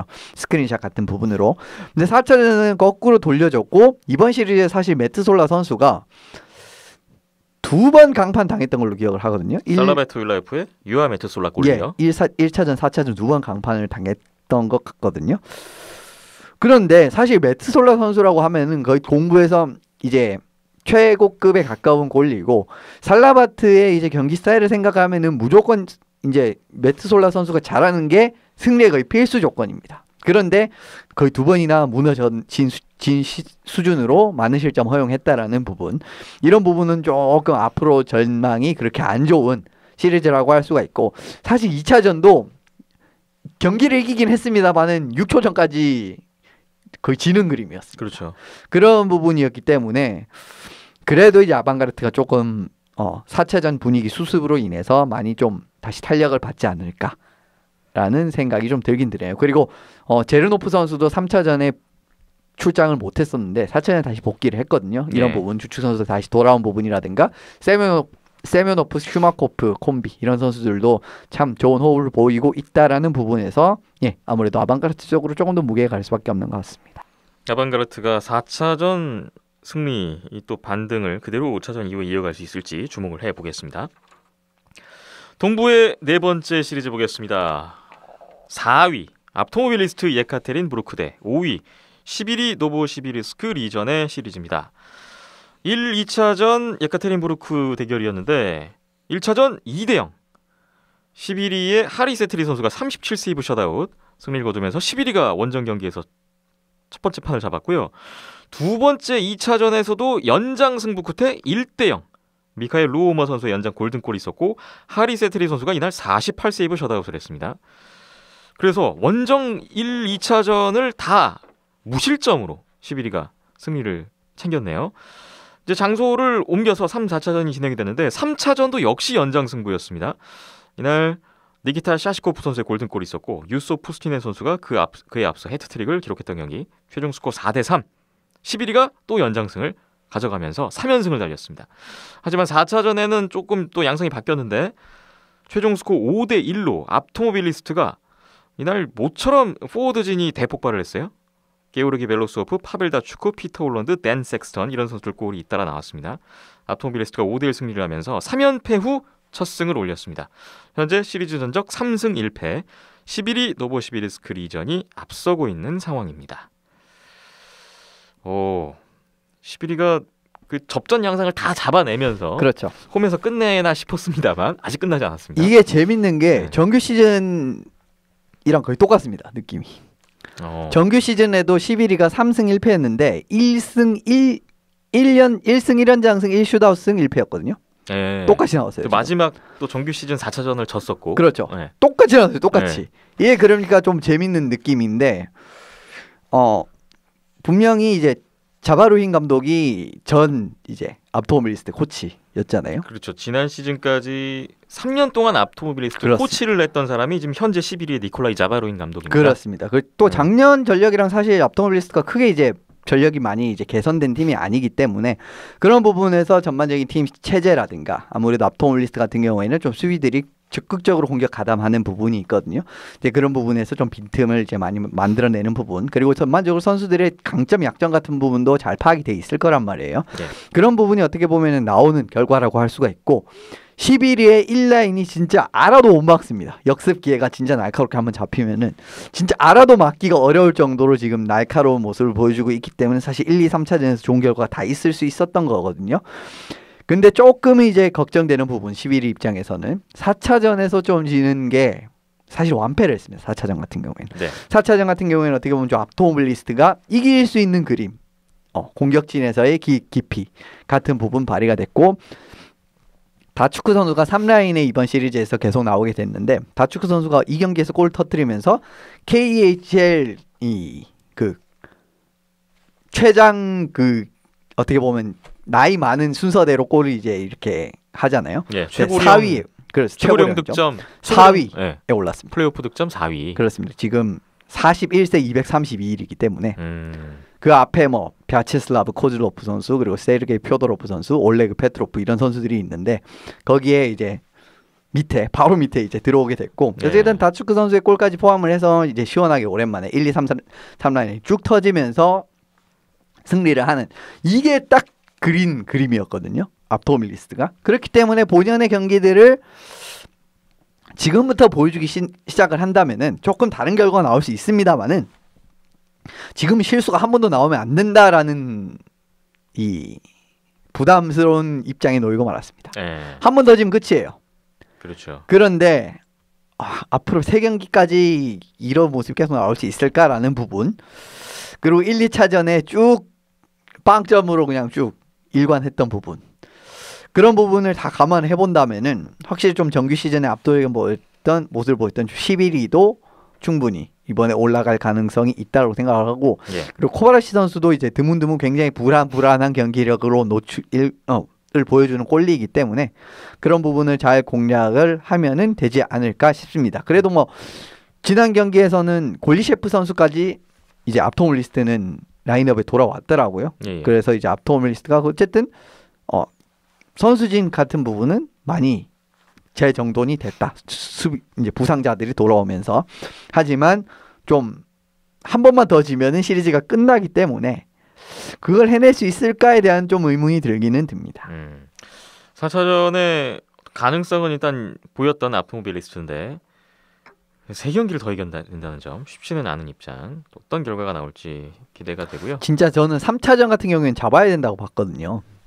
네, 연장 경기였죠. 베레진 선수가 시즌 0골이었는데 요 경기에 첫 골 넣었단 말입니다. 네.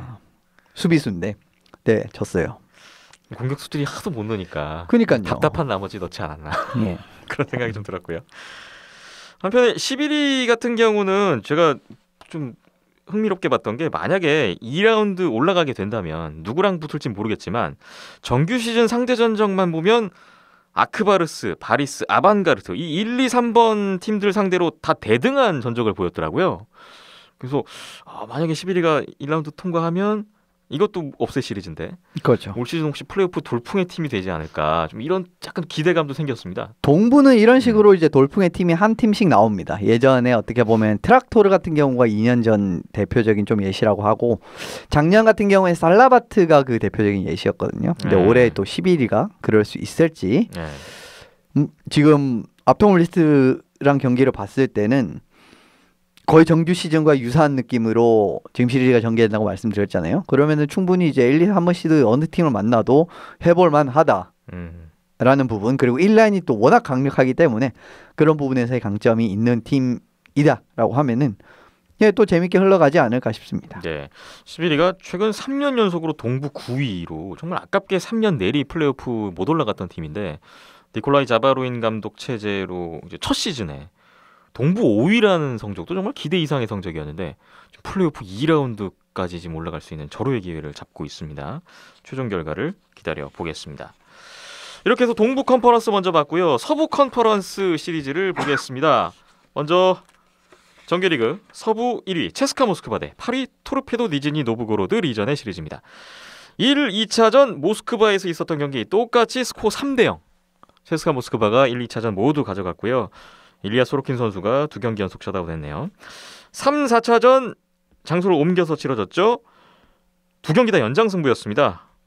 안톤 슬레피셰프 선수의 연장 골든골로 3차전 최종 스코어 2대1 체스카 모스크바의 승리였고요. 4차전 3피레드 초반까지 0대2로 뒤졌던 체스카 모스크바였는데 이걸 뒤집었어요. 연장에서 키릴 카프리조프 선수의 골든골 터졌습니다. 최종 스코어 3대2 체스카 모스크바가 3, 4차전 모두 연장승을 거두면서 결국 4승 무패 체스카 모스크바가 이 시리즈 승리를 가져갔습니다. 체스카도 컨퍼런스 세미파이널 2라운드에 진출했습니다. 예, 체스카의 소로킨 선수가 첫 2경기 셧아웃 2개 초계를 하면서 KHL 이제 플레이오프 셧아웃 1위에 올랐죠. 역대 1위. 그렇죠. 역대 1위 예로멘코 선수를 제치고 예. 예로멘코 선수가 코스키는 선수를 제치고 1위로 올라가는 또 이런 시리즈의 이야기가 있었고요. 예. 전반적으로 토르페도 말씀을 드리면은 1, 2차전 같은 경우에는 체스카가 한 뭐 3대0까지 리드를 딱 잡은 이후에 수비적인 그림을 아예 토르페도가 잘 뚫어내지 못하고 그거 뚫어내도 소로키한테 막히면서 그렇게 끝났던 좀 시리즈였습니다. 그런데 3, 4차전 같은 경우에는 진짜 슛 하나 차이로 결과적으로는 토르페도가 경기를 다 못 잡았던 시리즈였어요.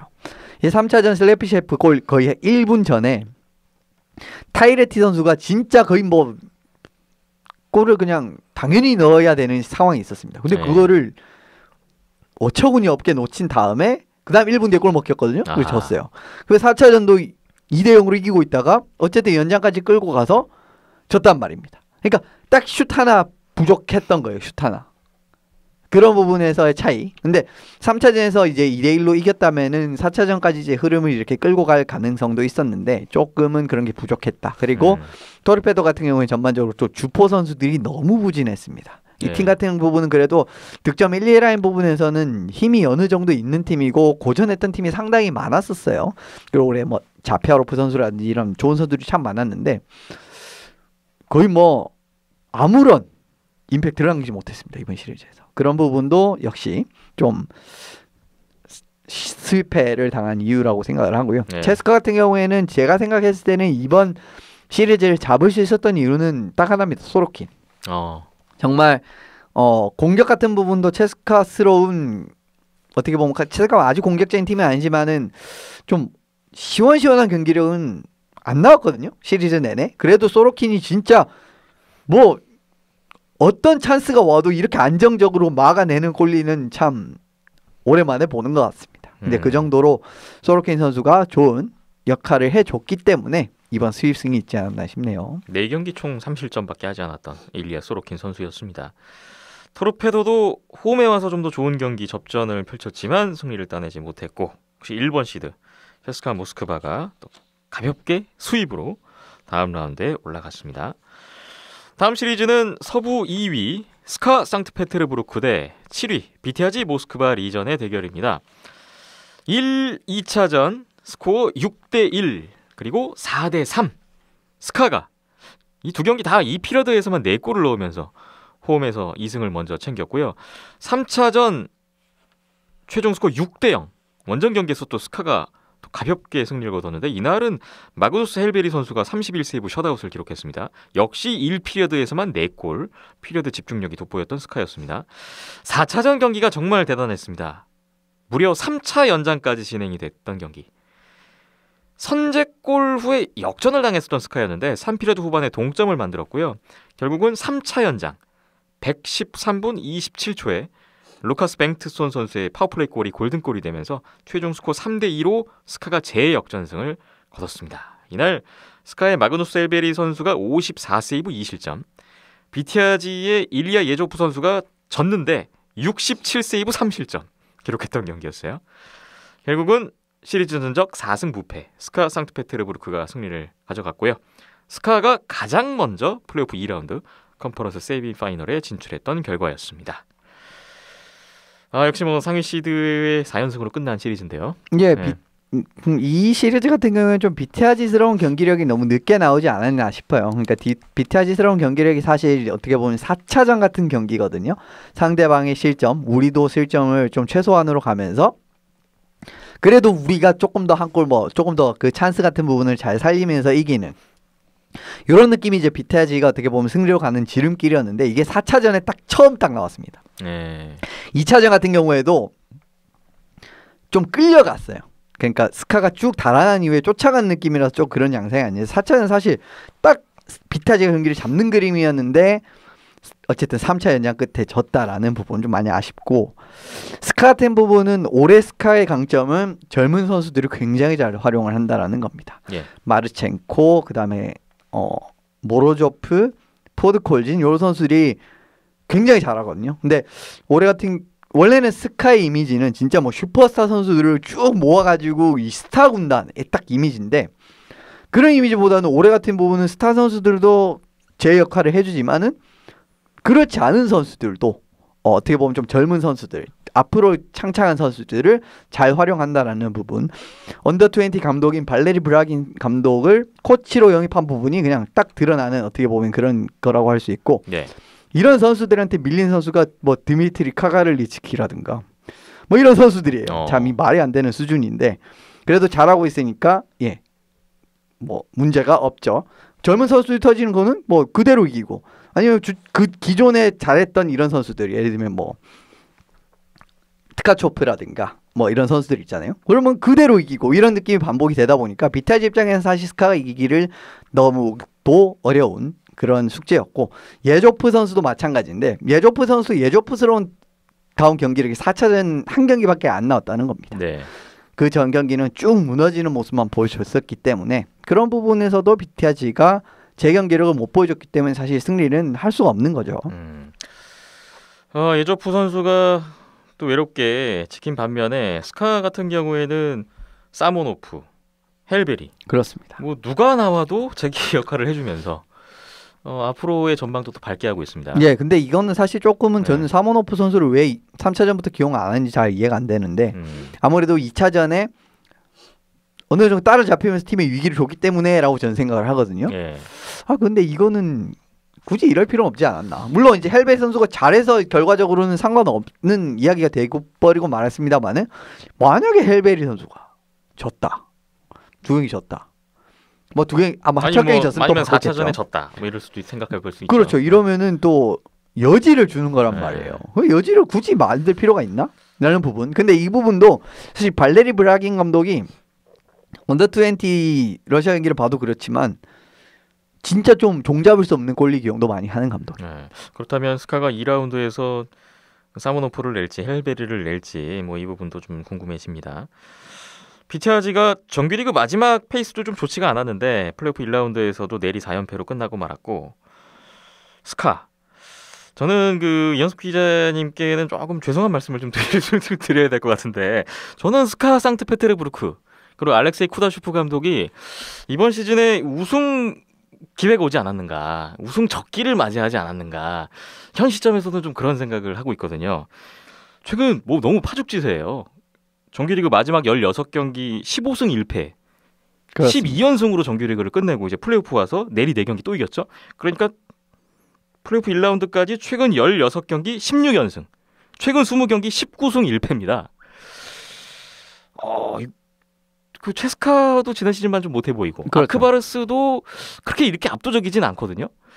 그 경쟁팀들의 어떤 상황을 봤을 때 현재 상태가 가장 좋은 팀이 스카가 아닌가, 좀 그런 생각에 있어서 스카의 우승 가능성이 저는 좀 슬슬 보이는 것 같아요.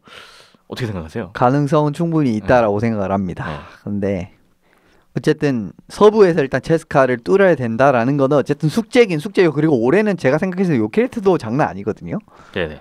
그런 부분까지도 감안을 하면은 스카가 정규리그 마지막에 또 체스카도 잡았죠. 그렇죠, 잡았죠. 이제 요케리트도 사실 두 잡았고. 팀 다 네, 잡았습니다. 네. 그것도 꽤 큰 점수차를 잡았기 때문에 뭐 어떻게 보면 스카가 지금 기세라면은 충분히 서부를 뚫을 수 있는 기세긴 하죠. 네. 쿠다쇼프가 우승을 할 것인지 또 묘한 그림이 될 것인지. 이제 EHT의 궁금해집니다. 그 유로 하키 투어의 전 기억이 너무 강해서 네. 그렇습니다. 네. 일단 스카가 순조롭게 올라가고 있습니다. 다음 시리즈 보겠습니다. 서부 3위 요케리트 헬싱키 대 6위 로코모티프 야로슬라불의 대결입니다. 헬싱키에서 진행됐던 1, 2차전 스코어 6대0, 5대1. 요케리트가 1차전은 안티 니에미 선수가 17세이브 셧아웃을 하더니 2차전에는 야니스 칼린시 선수가 복귀해서 또 1실점 승리를 챙겼고 3차전 야로슬라불 경기에서 야니스 칼린시가 35세이브 셧아웃, 스코어 3대0, 요케리트가 3연승을 내달렸습니다. 하지만 4차전에서 로코모티프가 한 경기 만회를 했습니다. 1피러드 선제골은 요케리트의 몫이었는데 로코모티프가 역전을 했고요. 최종 스코어 4대3, 로코모티프 야로슬라불이 4차전을 잡았습니다. 1, 2, 3차전 3경기 한 골밖에 못 넣었던 로코모티프가 4차전에서는 4골을 넣으면서 승리를 챙겼어요. 시리즈 전적 3승 1패, 현재 요케리트 헬싱키가 리드하고 있습니다. 요케리트가 어떻게 보면 천당과 지옥을 좀 왔다 갔다 했다라고 보는데 이 첫 번째 결정 때문에 어떻게 보면 결과적으로 천당을 갔다라고 저는 생각을 합니다. 네. 천국을 갔다라고 생각을 하는데 왜 그러냐? 라고 하면은 1차전에 칼린시 선수가 아직까지 부상 회복이 안 돼서 못 나오는 상황이었어요. 그런데 시즌 내내 아주 불안함의 대명사였던 안티니에미 선수를 냈단 말이에요. 근데 이 경기를 셧아웃으로 잡았습니다. 네. 완승을 해버렸어요. 그러면서 그냥 분위기가 쭉 3차전까지 이어졌습니다. 그리고 사실 4차전도 지기는 했는데 진짜 끝까지 따라잡았고 끝까지 완전히 따라잡는 그림이었거든요. 그렇기 때문에 아주 그냥 뭐 손 놓고 지는 경기도 아니었다라고 했기 때문에 전반적인 뭐 분위기는 제가 생각했을 때는 아무래도 요케리트가 확실히 잡고 가는 느낌이고 1, 2차전 같은 경우는 진짜 거의 모든 상황에서 골이 다 나왔어요. 뭐 파워플레이, 쇼트핸디드, 그 다음에 뭐 4대4에도 골 나온 적도 그러게요. 있고 5대5도 네. 나온 적도 있고 그런 느낌에서만 봐도 진짜 요케리트의 올해 전력이 막강하다. 이제 로코모티프에게 질 이 전력은 아니다라는 느낌. 뭐 4차전 승리가 있긴 해도 저는 그런 느낌을 받았고 그리고 로코모티프도 라주신이냐 코노발로프냐 이 결정이 너무 어렵습니다. 코노발로프 선수도 지난 경기에서는 크게 무너지는 느낌이 있었기 때문에 물론 코노발로프 선수가 5차전에 나올 거예요. 그럼에도 불구하고 좀 불안한 거는 좀 지울 수가 없습니다. 그래서 전반적으로 모든 부분에서 요케리트가 앞서는 그런 지금 전력이기 때문에 그대로 그냥 나오는 것 같아요. 요케리트가 4차전을 내주긴 했지만 뭐 그래도 여전히 전망이 밝다, 뭐 이런 좀 의미로 들리네요. 우려하실 필요는 없다라고 해서 하시면 될 것 같습니다. 그렇군요. 이렇게 올라가게 된다면 스카와 또 요케리트가 2라운드에서 만날 가능성이 매우 커지고 있습니다. 재밌을 것 같군요. 그렇게 된다면요. 서부의 마지막 네 번째 시리즈 보겠습니다. 정규리그 서부 4위 디나모 모스크바 대 5위 스파르타크 모스크바의 대결인데요. 기대했던 모스크바 더비, 기대했던 만큼 아주 재밌는 경기가 매 경기 이어지고 있고 많은 또 스토리가 양상되고 있습니다. 1, 2차전 디나모 모스크바의 홈 경기로 진행이 되는데 1차전 5대1, 2차전은 4대3, 디나모 모스크바가 홈에서 2연승을 챙겼습니다. 알렉산드르 예르멘코 선수가 1, 2차전 다 출장을 해서 승리를 챙겼던 경기였고요. 2차전 같은 경우에는 디나모 모스크바가 3피리어드 마지막 3분 30초를 남겨놓고 3골을 몰아치면서 역전승을 챙겼어요. 3, 4차전은 스파르타크 모스크바의 홈 경기로 진행이 됐는데 반격이 됐습니다. 3차전 이날 1피리어드 시작 5분도 안 돼서 3대 0으로 디나모가 앞서갔었는데 스파르타크가 이걸 뒤집었어요. 연장까지 끌고 간 끝에 최종 스코어 5대 4로 스파르타크 모스크바가 승리를 거두면서 첫 승을 올렸고요. 그리고 이어졌던 4차전에서는 디나모 모스크바의 추격이 있었습니다만 한 골차를 지키면서 최종 스코어 3대 2로 스파르타크 모스크바가 또 승리를 거뒀습니다. 2패 후 2연승, 양팀 모두 홈에서 2승씩 챙겼고요. 현재 시리즈 전적 2승 2패 동률인 상황이 됐습니다.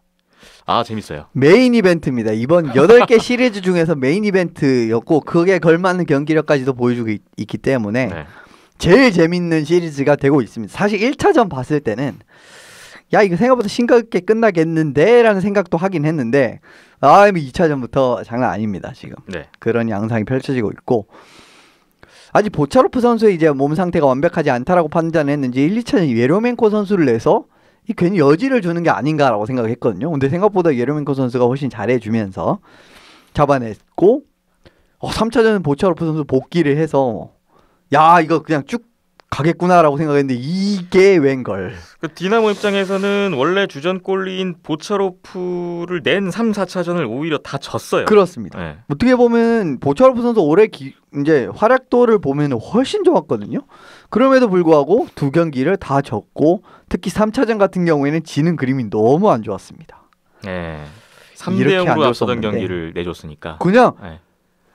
첫 두 골 넣으면서 주전골리 강판시키고 그 다음에 새로 들어온 골리 상대로 한 골 넣으면서 3대 0으로 출발했단 말이에요. 근데 그때부터 시작됐죠. 네. 이제 즈나로크스 감독이 타임아웃을 부르더니 저 즈나로크스 감독 타임아웃 불렀을 때 본인이 직접 이렇게 연설하는 거를 별로 본 기억이 없습니다. 그 스파르타크의 올레그스 즈나로크스 감독이 보통 거의 가만히 있는 스타일이잖아요. 그렇습니다. 경기 때는. 가만히 관망하고 코치가 다 하고. 그냥 표정만 이제 안 좋아지고 좀 짜증낼 그런 그것만 하고 보통 이제 타임아웃 불면은 비톨린시 코치가 막 다 작전판 들고 열심히 이렇게 설명을 한단 말이에요. 네. 근데 이때는 좀 이례적으로 즈나로크스 씨가 막 선수들을 불러 모은 이후에 여러 가지 이야기를 하더라고요. 3차전 1피리어드 0대 3이 된 상황에서 타임아웃 부르고 직접 일장 연설을 한번 했어요. 그렇습니다. 근데 그때부터 기적이 갑자기 시작이 됐습니다. 스파르타크 선수들을 깨웠습니다. 갑자기 스파르타크의 정규 시즌에 좋았던 그런 모습. 그러니까 공간 자자자자 활용하면서 침투에 들어가고 퍼그 다시 잡아내고 이런 느낌의 그런 공격이 이제 시작이 되기 시작하죠. 그러면서 경기를 잡더니 4차전도 잡았단 말이에요. 네. 이런 부분에서는 좀 이제 분위기가 이제 다르게 흘러갈 여지가 충분히 생겼죠.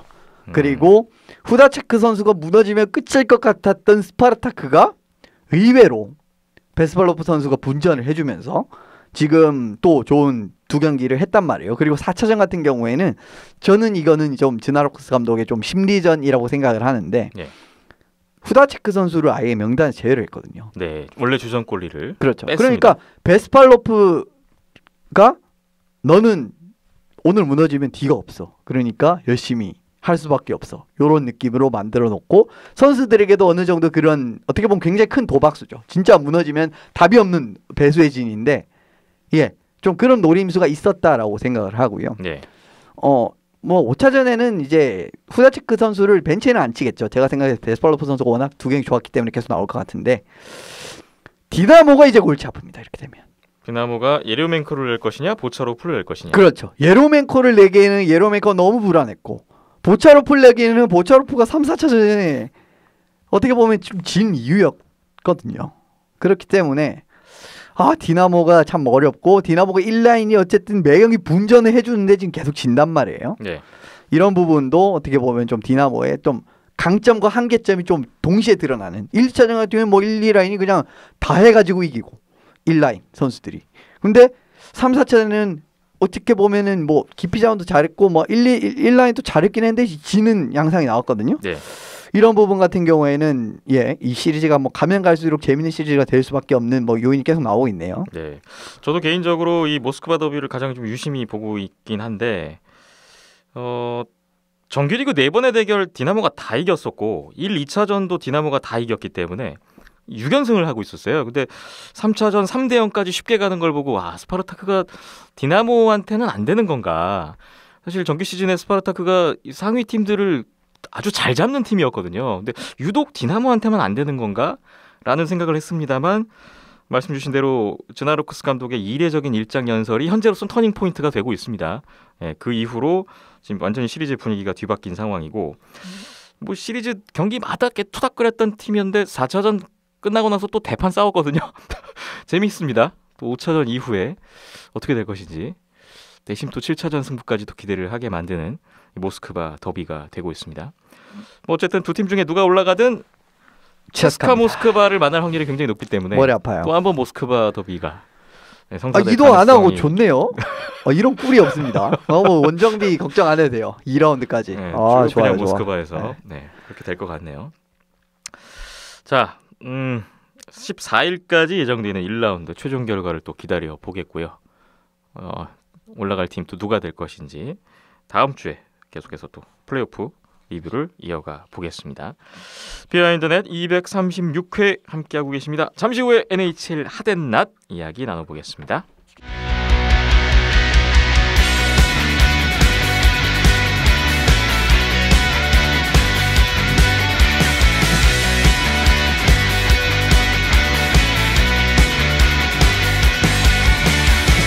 비하인드넷 NHL 핫앤낫 시간입니다. 지난주에는 핫앤낫을 한 주 쉬었었고 이제 트레이드 최종 정리를 한번 했었죠. 다시 재개되는 핫앤낫. 지난 한 주 동안의 NHL 각 팀들의 동향을 간단하게 정리해 보겠습니다. 오늘 핫 두 팀이 있고요. 낫 두 팀이 올라와 있습니다. 일단 핫 들어가야 되는데 오늘 이현숙 기자님이 좀 저지는 아니고 저지 아닙니다. 네. 이거는 뭐 NHL 의상은 아닌가요? 이거 F1 팀 에스턴 마틴 레드불 레이싱 네. 거고 이번 주에 그랑프리가 시작이 돼서 F1 시즌이 시작이 됩니다. 네. 그래서 그 기념하기 위해서 NHL 팀은 잠시 접어두시고 그렇습니다. 이번 주에 호주 그랑프리 시작이 되기 때문에 네. 그렇군요. 자, 첫 번째 페라리를 제끼는 올해는 좀 그런 시즌이 됐으면 좋겠네요. F1에도 많은 관심을 더 기대를 해보겠고요. 핫 첫 번째 팀 무려 9연승을 달리고 있는 팀입니다. 오프닝에 말씀을 드렸습니다. 필라델피아 플라이어스입니다. 9연승. 메트로폴리탄 디비전 1위 워싱턴을 다 따라잡았네요. 다 따라잡았습니다. 승점 89점. 워싱턴과 필라델피아가 똑같아졌습니다.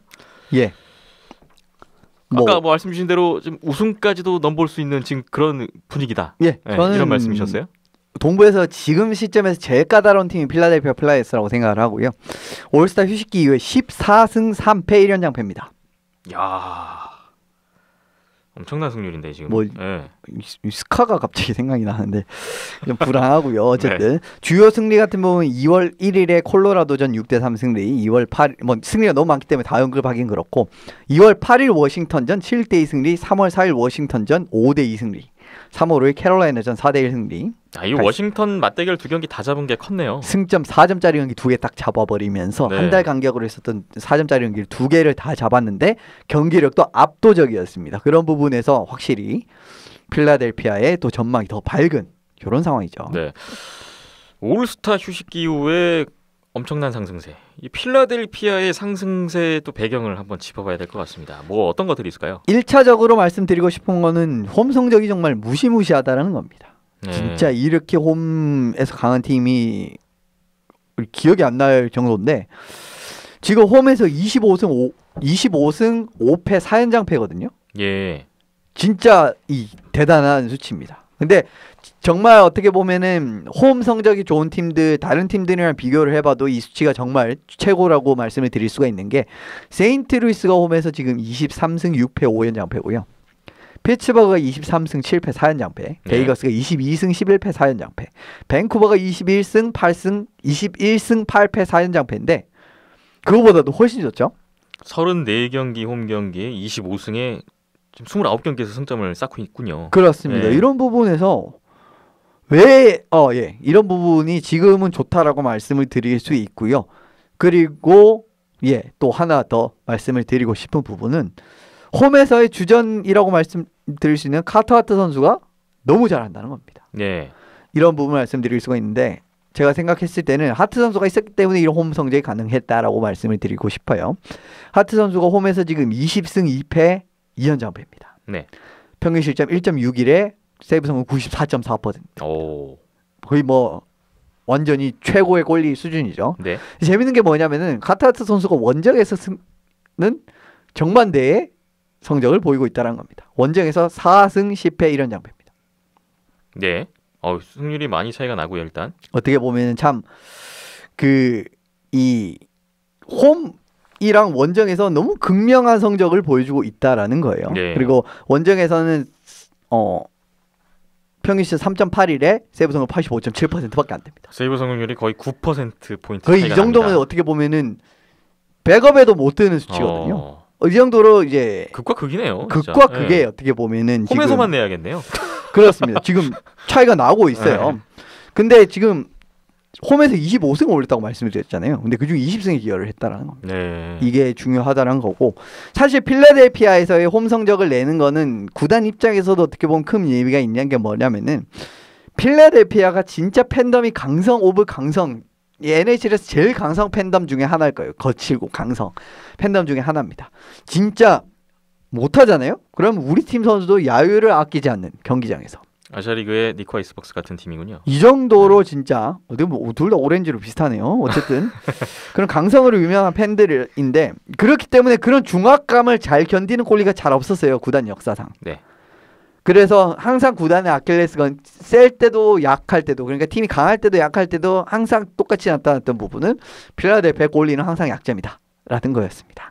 그래서 예전에 뭐 2010년대에도 굉장히 잘 나가던 뭐 시기에도 그때 브리즈 갈로프 선수를 영입을 했는데 그 선수도 피닉스 코요테스에서 이제 그때는 피닉스였죠. 피닉스 카요트 때 굉장히 잘했던 선수인데 넘어오자마자 그냥 쭉 하향세를 찍으면서 어떻게 보면 그때부터 전지맨의 역사가 시작이 됐거든요. 네. 바이아웃이 되고 그 정도로 넘버원 골리가 어떻게 보면은 팀 역사상에도 별로 없었던 이런 팀이었는데 그러니까 최근에 말씀을 드리는 겁니다. 물론 뭐 전체적인 역사로는 뭐 몇 명 있죠. 근데 없었던 상황이었는데 지금 하트가 홈에서 이 정도 활약을 보여주고 있다라는 부분. 그러니까 강성 팬덤들의 이런 압박도 잘 견뎌낸다라는 그런 멘탈적으로 강함을 보여준다라는 거거든요. 네. 그게 참 반가울 수밖에 없죠. 필라델피아 입장에서는. 그렇게 되는 거고요. 그리고 이제 홈 성적이 좋으면 뭘 또 기대할 수 있냐고 하면은 플레이오프 상위 시드를 잡았을 때 진짜 기대치가 높아진다라는 겁니다. 네. 플레이오프 상위 시드를 가게 되면은 무조건 홈에서 경기를 많이 하잖아요. 7차전으로 설령 경기에 간다고 하더라도. 또 먼저 하고요. 그렇죠. 네. 그러면 이렇게 압도적인 승률을 낸다라는 부분은 무조건 장점이 될 수밖에 없는 거예요. 그렇기 때문에 더더욱 의미가 있는 거죠. 만약에 필라델피아가 디비전 1위로 정규리그를 끝내게 된다면 그 홈의 이점은 또 더 가져갈 수가 있겠습니다. 그렇죠. 그리고 지금 입장에서는 제가 생각했을 때는 템파도 조금 주춤한 상황에서 보스턴 말고는 진짜 위에 있는 팀이 없을 수도 있거든요. 네. 필라델피아나 물론 이제 결승 가면은 이야기가 좀 달라질 수 있겠습니다만은 동부 내에서는 그런 흐름으로까지도 갈 수가 있단 말이에요. 그러니까 보스턴만 안 만나면은 무조건 홈시드. 동부는 무조건 홈시드. 이렇게 되면은 진짜 플레이어스가 한번 해볼 수 있는 상황이 될 수 있는 거죠. 네. 무시무시한 홈 승률 거기에는 또 카터와트 골리가 있었다는 점 일단 말씀을 해주셨고요. 한 가지만 더 볼까요? 예, 상대하기 이렇게 까다로운 팀이 없습니다. 필라델피아가. 1, 2라인 센터에 쿠투이리에 선수와 새롭게 영입한 헤이즈 선수가 있는데 이 선수들이 수비적인 능력은 물론이고 올해 1, 2라인은 굉장히 크게 책임을 지고 있는 선수들로 어떻게 보면은 자리매김을 했어요. 그리고 두 선수 다 신장이 굉장히 큰 선수들입니다. 리치가 길다라는 걸 의미를 하죠. 이런 부분에서 어떻게 보면은 좀 블루스랑 비슷한 느낌이 있는 거고요. 이번에 새로 보강했던 선수 그랜트, 피트릭, 톰슨 이런 선수들도 3라인에 전반적으로 배치가 되면서 수비력을 굉장히 크게 올려주는 이유가 되고 있습니다. 그렇기 때문에 공격적인 부분에서 많은 선수들이 수비적인 부분에 기여가 가능하다라는 점 하나. 그리고 센터진이 1, 2, 3, 4라인 센터진이 딱 역할을 맡는 선수들이 다 배치되어 있다는 것 둘. 그리고 세 번째는 수비 대응 능력뿐만 아니라 어느 라인에서도 득점을 이제 만들어내는 부분. 지금 필라델피아의 이제 공격수 12명 보시면 거의 다 20포인트는 그냥 넘습니다. 이런 네. 부분. 굉장히 작년 세인트루이스 느낌 많이 나거든요. 특히 공격진만 보면은.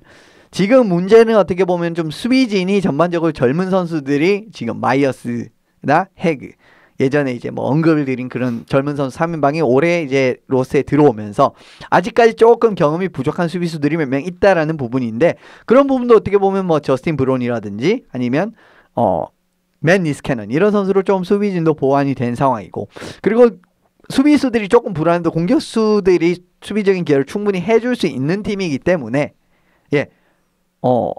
그런 약점도 어느 정도 상쇄를 해줄 수가 있단 말이죠. 그렇기 네. 때문에 올해 플라이어스는 참 지켜볼 만한 팀이다라는 느낌이 드는 팀이 됐고요. 10년 전 10시즌 전에 스탠리컵 결승에서 시카고한테 졌었거든요. 네. 올해 요거를 좀 뭐 물론 아직까지 앞길이 길긴 합니다만은 10년 만에 또 찾아온 기회라고 생각을 합니다. 저는. 그렇기 때문에 좀 궁금하네요. 이번 시즌 결과가. 상대팀 입장에서는 굉장히 좀 버거움을 느낄 수밖에 없는 필라델피아의 현재 모습인 것 같고 원정 경기는 특히 더 상대팀 입장에서는 어려울 것 같고요. 9연승인데 이 연승 어디까지 갈 것인지 또 지켜봐야 될 것 같습니다. 필라델피아 플라이어스가 오늘 핫 주인공이었습니다. 핫 두 번째 팀으로 넘어가 보겠습니다. 두 번째 팀 발표해 주시죠. LA 킹스입니다. LA 킹스가 핫에 올라왔습니다. 왜 하신지 이거 어떻게 보면 좀 와, 오랜만입니다. 그렇습니다. 2월 26일부터 5연승인데요. 네. 주요 승리는 2월 26일 피츠버그전 2대1 승리, 3월 1일에 있었던 베이거스전 4대1 승리. 이렇게 되겠네요. 5연승을 하고 있고요. 뭐 여전히 서부 컨퍼런스 최하위이긴 한데 탈꼴찌 가능성이 생겼습니다. 세너제이 애너하임과의 이 치열한 탈꼴찌 경쟁. 탈꼴찌 안 하는 게 좋은데. 아무튼 예 그렇습니다.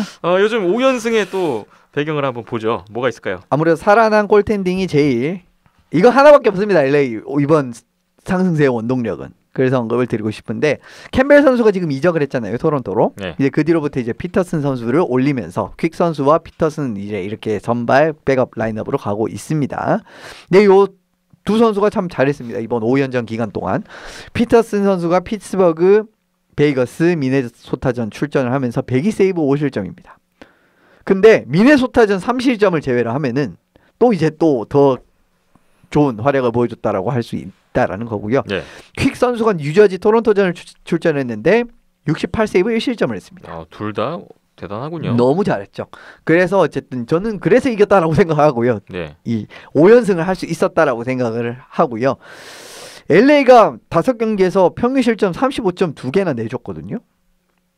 굉장히 많이 내줬습니다. 네. 그럼에도 불구하고 5경기에서 5실점밖에 안 했다라는 거는 사실 퀵 피터슨 요 두 선수의 활약이 절대적이었다라고 볼 수 없고 요것밖에 요인이 없습니다. 근데 솔직히 말씀을 드리면은 이번 주만 보면 하시긴 한데 네. 전반적인 팀의 그림으로 보면 낫이에요. 왜냐하면은 지금 5연승 한다고 큰 의미가 없습니다. 이 결국은 로터리 먹는데 독이 될 수 있어요. 이 5연승이. 굳이 탈꼴찌를 할 필요가 없다. 그렇습니다. 물론 LA 팬분들은 승리하시는 걸 보고 싶고 네. 이 뭐랄까 그 좀 좋은 걸 보고 싶으시겠지만은 이미 팀이 이제 리빌딩으로 가고 있잖아요. 네. 그리고 올해 좀 드래프트에서 또 올해 좀 더 자원을 확보해야 되잖아요. 그런 흐름으로 봤을 때 그리고 올해 진짜 진짜 최하위를 하잖아요. 만약에 서부 그러면은 확률상으로 봤을 때는 뭐 1픽 가능성도 굉장히 큰데다가 올해 1번이 굉장히 대어입니다. 뭐 러프레니에 선수기 때문에 네. 이거는 장기적으로 독이 될 수는 있어요. 좀 애매한 상황이긴 하네요. 예. 뭐 물론 어쨌든 네. 저희는 오늘 하루이기 때문에 지금 최근을 봤을 때는 핫이 분명하기 때문에 네. 그렇습니다. 그래서 이번에 LA가 들어왔습니다. 일단 뭐 경기에서는 이기기 위해서 뛰는 게 당연한 거고 또 선수들은 또 개인 기록이 또 달려 있기 때문에 그렇죠. 최선을 다할 것이라고 생각은 하는데 탈꼴찌를 할 경우에는 또 그런 문제는 있고요. 어쨌거나 피터슨과 퀵 이 골텐딩이 완전히 살아났다. 이 부분 5연승의 원인으로 살펴봤습니다. 이제는 낮 두 팀을 보겠습니다. 이 연패 빠져 있는 두 팀인데 이 상황이 좀 심각하네요. 첫 번째 낮 어디죠? 낫을 이번에 굉장히 고민을 했어요. 사실 세 팀 중에 두 팀을 뽑은 거였는데 피츠버그, 버펄로, 뉴욕 아일랜더스 세 팀 중에 두 팀이었거든요. 네. 하지만 처음으로는 버펄로입니다. 버펄로 세이버스가 낫에 선정됐습니다. 최근 6연패에 빠져 있는데 플레이오프 경쟁권에서 완전 멀어졌어요. 이제 뭐 끝났죠, 사실상. 네. 희망이 거의 없는 상황이고요. LA와 동일한 시점인 2월 26일부터 6연패를 했습니다. 이 팀은. 네. 참 갑갑하고 그 가장 큰 이유로 첫 번째 이유로 말씀드릴 수 있는 거는 득점력 및 파워플레이에서 부진. 득점력이라면 결과적으로 1라인 이야기를 말씀을 드리고 싶네요. 네. 버펄로가 최근 6연전 동안 10득점밖에 못했습니다. 6경기 10골. 그렇습니다. 그리고 한 경기에 3골 이상 넣은 경기가 한 경기도 없어요. 네. 갑갑한 거죠. 그냥 득점력 지금 굉장히 부진에 빠졌다라는 거고. 근데 다른 라인이 부진하다고 해도 버펄로는 일단 기본적으로 아주 강력한 1라인, 아이클 그리고 라인하트가 있는 1라인 그리고 파워플레이가 있기 때문에 득점력 부분 같은 부분은 항상 기대치가 어느 정도 이상은 있는 팀이거든요. 예. 그럼에도 불구하고 이런 결과가 나오고 말았다라는 겁니다. 이게 참 흐름상 좋지 않다라는 거예요. 예. 1라인 이야기 조금 더 말씀을 드리면은 라인하트 선수랑 아이클 선수는 연패 기간 동안 6연패 기간 동안 0포인트였습니다. 두 선수가 합쳐서 6연패 기간 동안 1포인트도 없어요. 예. 어허. 그래서 팀의 경쟁력을 전혀 보여주지 못했고요. 사실 팀의 경쟁력이 올해 같은 경우에는 몇 없습니다. 그 중에 이제 1라인인데 그거를 6연전 동안 전혀 보여주지 못했는 데다가 그래도 파워플레이 1라인 같은 부분은 버펄러가 항상 기대할 때가 있었습니다. 그때 뭐 올로프선 선수도 언급을 드린 바가 있었고 근데 이 버펄러 1라인 파워플레이도 6경기 중에 14번의 찬스를 잡았는데 한 골도 못 만들었습니다. 예.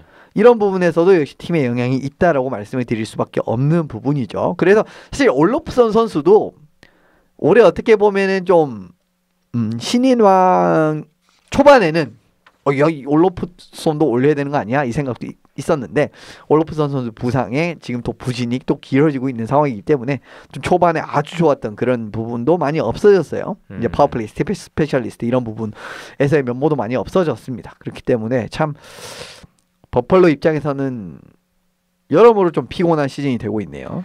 파워플레이 포함해서 득점력이 너무 떨어지고 있다. 1라인도 침묵하고 있다. 이 부분이 가장 좀 뼈아픈 부분일 것 같습니다.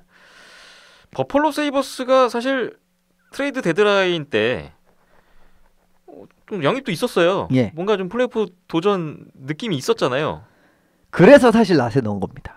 그러니까 6연패는 할 수 있어요. 6번 질 수 있고 전력상으로 봤을 때는 그럴 수 있습니다. 근데 이 팀이 데드라인에 어떤 노선을 걸었죠? 샀습니다. 예. 선수들을. 아직 가능성이 있다. 라고 그래서 샀어요. 근데 다 주고 있습니다. 이게 문제라는 거예요. 이래서 더 안 좋아 보이는 겁니다. 시즌 중에 지금 일부 자원을 오히려 영입을 했거든요. 근데 그 영입한 선수들이 프롤리크, 카훈, 시몬스 이런 선수들이 대표적입니다. 근데 카훈 선수는 지난 5경기에서 2골 2어시스트로 조금 뭐 앞으로 계속 써도 되겠는데 라는 인상을 받았어요. 그리고 피츠버그 시기에서도 나쁘지 않았기 때문에 생각보다 괜찮았습니다. 그런데 프롤리크 선수는 19경기에서 1골 3어시스트고요. 시몬스 선수도 6경기에서 1어시스트에 불과를 합니다. 보통 시몬스 선수를 영입을 하면은 파워플레이 같은 부분에서의 이제 강화 이런 걸 처음으로 생각을 하는데 전혀 그런 모습도 나오지 않고 있죠. 물론 이제 버펄로가 뭐 다가오는 드래프트에서 지명권이 아주 모자란 건 아닙니다. 예를 들면 7장이 있잖아요. 7라운드까지니까. 그러니까 뭐 근데 제가 알기로는 4장이 있습니다. 5장 5장 4장 5장 하여튼 아예 지명권이 모자란 거 아니에요. 그러니까 예를 들면 7장 중에 뭐 한두 장만 남아 있고 뭐 이러지는 않습니다. 네. 그런데 지금 3라운드, 6라운드가 한 장씩 비는 상황이거든요. 7라운드는 2장이 있고. 근데 이번에 좀 그 방향을 잘 가져갔으면 제가 생각했을 때는 못해도 2, 3라운드 한 장씩은 더 할 수 있었어요.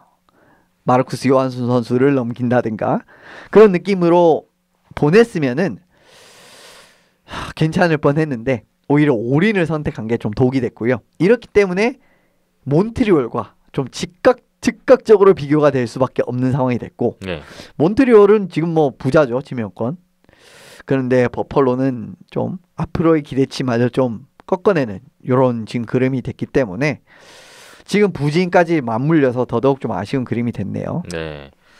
버펄로가 플레이오프에 대한 도전 의지를 보여줬었는데 결과가 이렇게 나오고 말았고 남아있는 경기에서 만회를 하기에는 너무나 상황이 안 좋아졌습니다. 버펄로 세이버스 오늘 6연패에 빠지면서 낫에 선정됐습니다. 두 번째 낫을 보겠습니다. 역시 6연패에 빠져있는 팀인데요. 어디죠? 뉴욕 아일랜더스입니다. 뉴욕 아일랜더스 역시 6연패. 물론 3연장패가 포함이 되어 있는데 뭐 버펄로와 거의 비슷한 시기부터 똑같이 6연패입니다. 예, 25일 레인저스전부터 6연패 중이고요. 네. 이번 6연패 중에서 사실 아일랜더스다운 경기력이 안 나왔다라는 게 좀 우려가 되는 부분이에요. 뉴욕 아일랜더스 같은 경우에는 공격의 위험도를 굉장히 줄이면서 상대방의 공격 위험도를 줄이면서 상대방의 역습과 같은 부분에 대한 여지를 안 줍니다. 예를 들면은 뭐 과감한 스트레치 패스를 하면은 그게 끊김이 역습이 되고 막 그러잖아요. 예. 근데 그런 부분을 물론 이제 스트레치 패스를 안 한다는 건 아닌데 어쨌든 좀 상대방의 역습 여지를 줄 만한 운영은 잘 안 합니다. 그래서 뭐 공격 같은 부분도 덤프를 한 이후에 그 덤프를 빠르게 가서 다시 가져오는 이런 플레이에서 좀 두각을 많이 나타낸 팀이거든요. 그래서 안전제일주의라고 하는 게 항상 아일랜더스를 말씀드릴 때 제가 자주 예로 언급을 드리는 부분이 이래서 그런 거고요.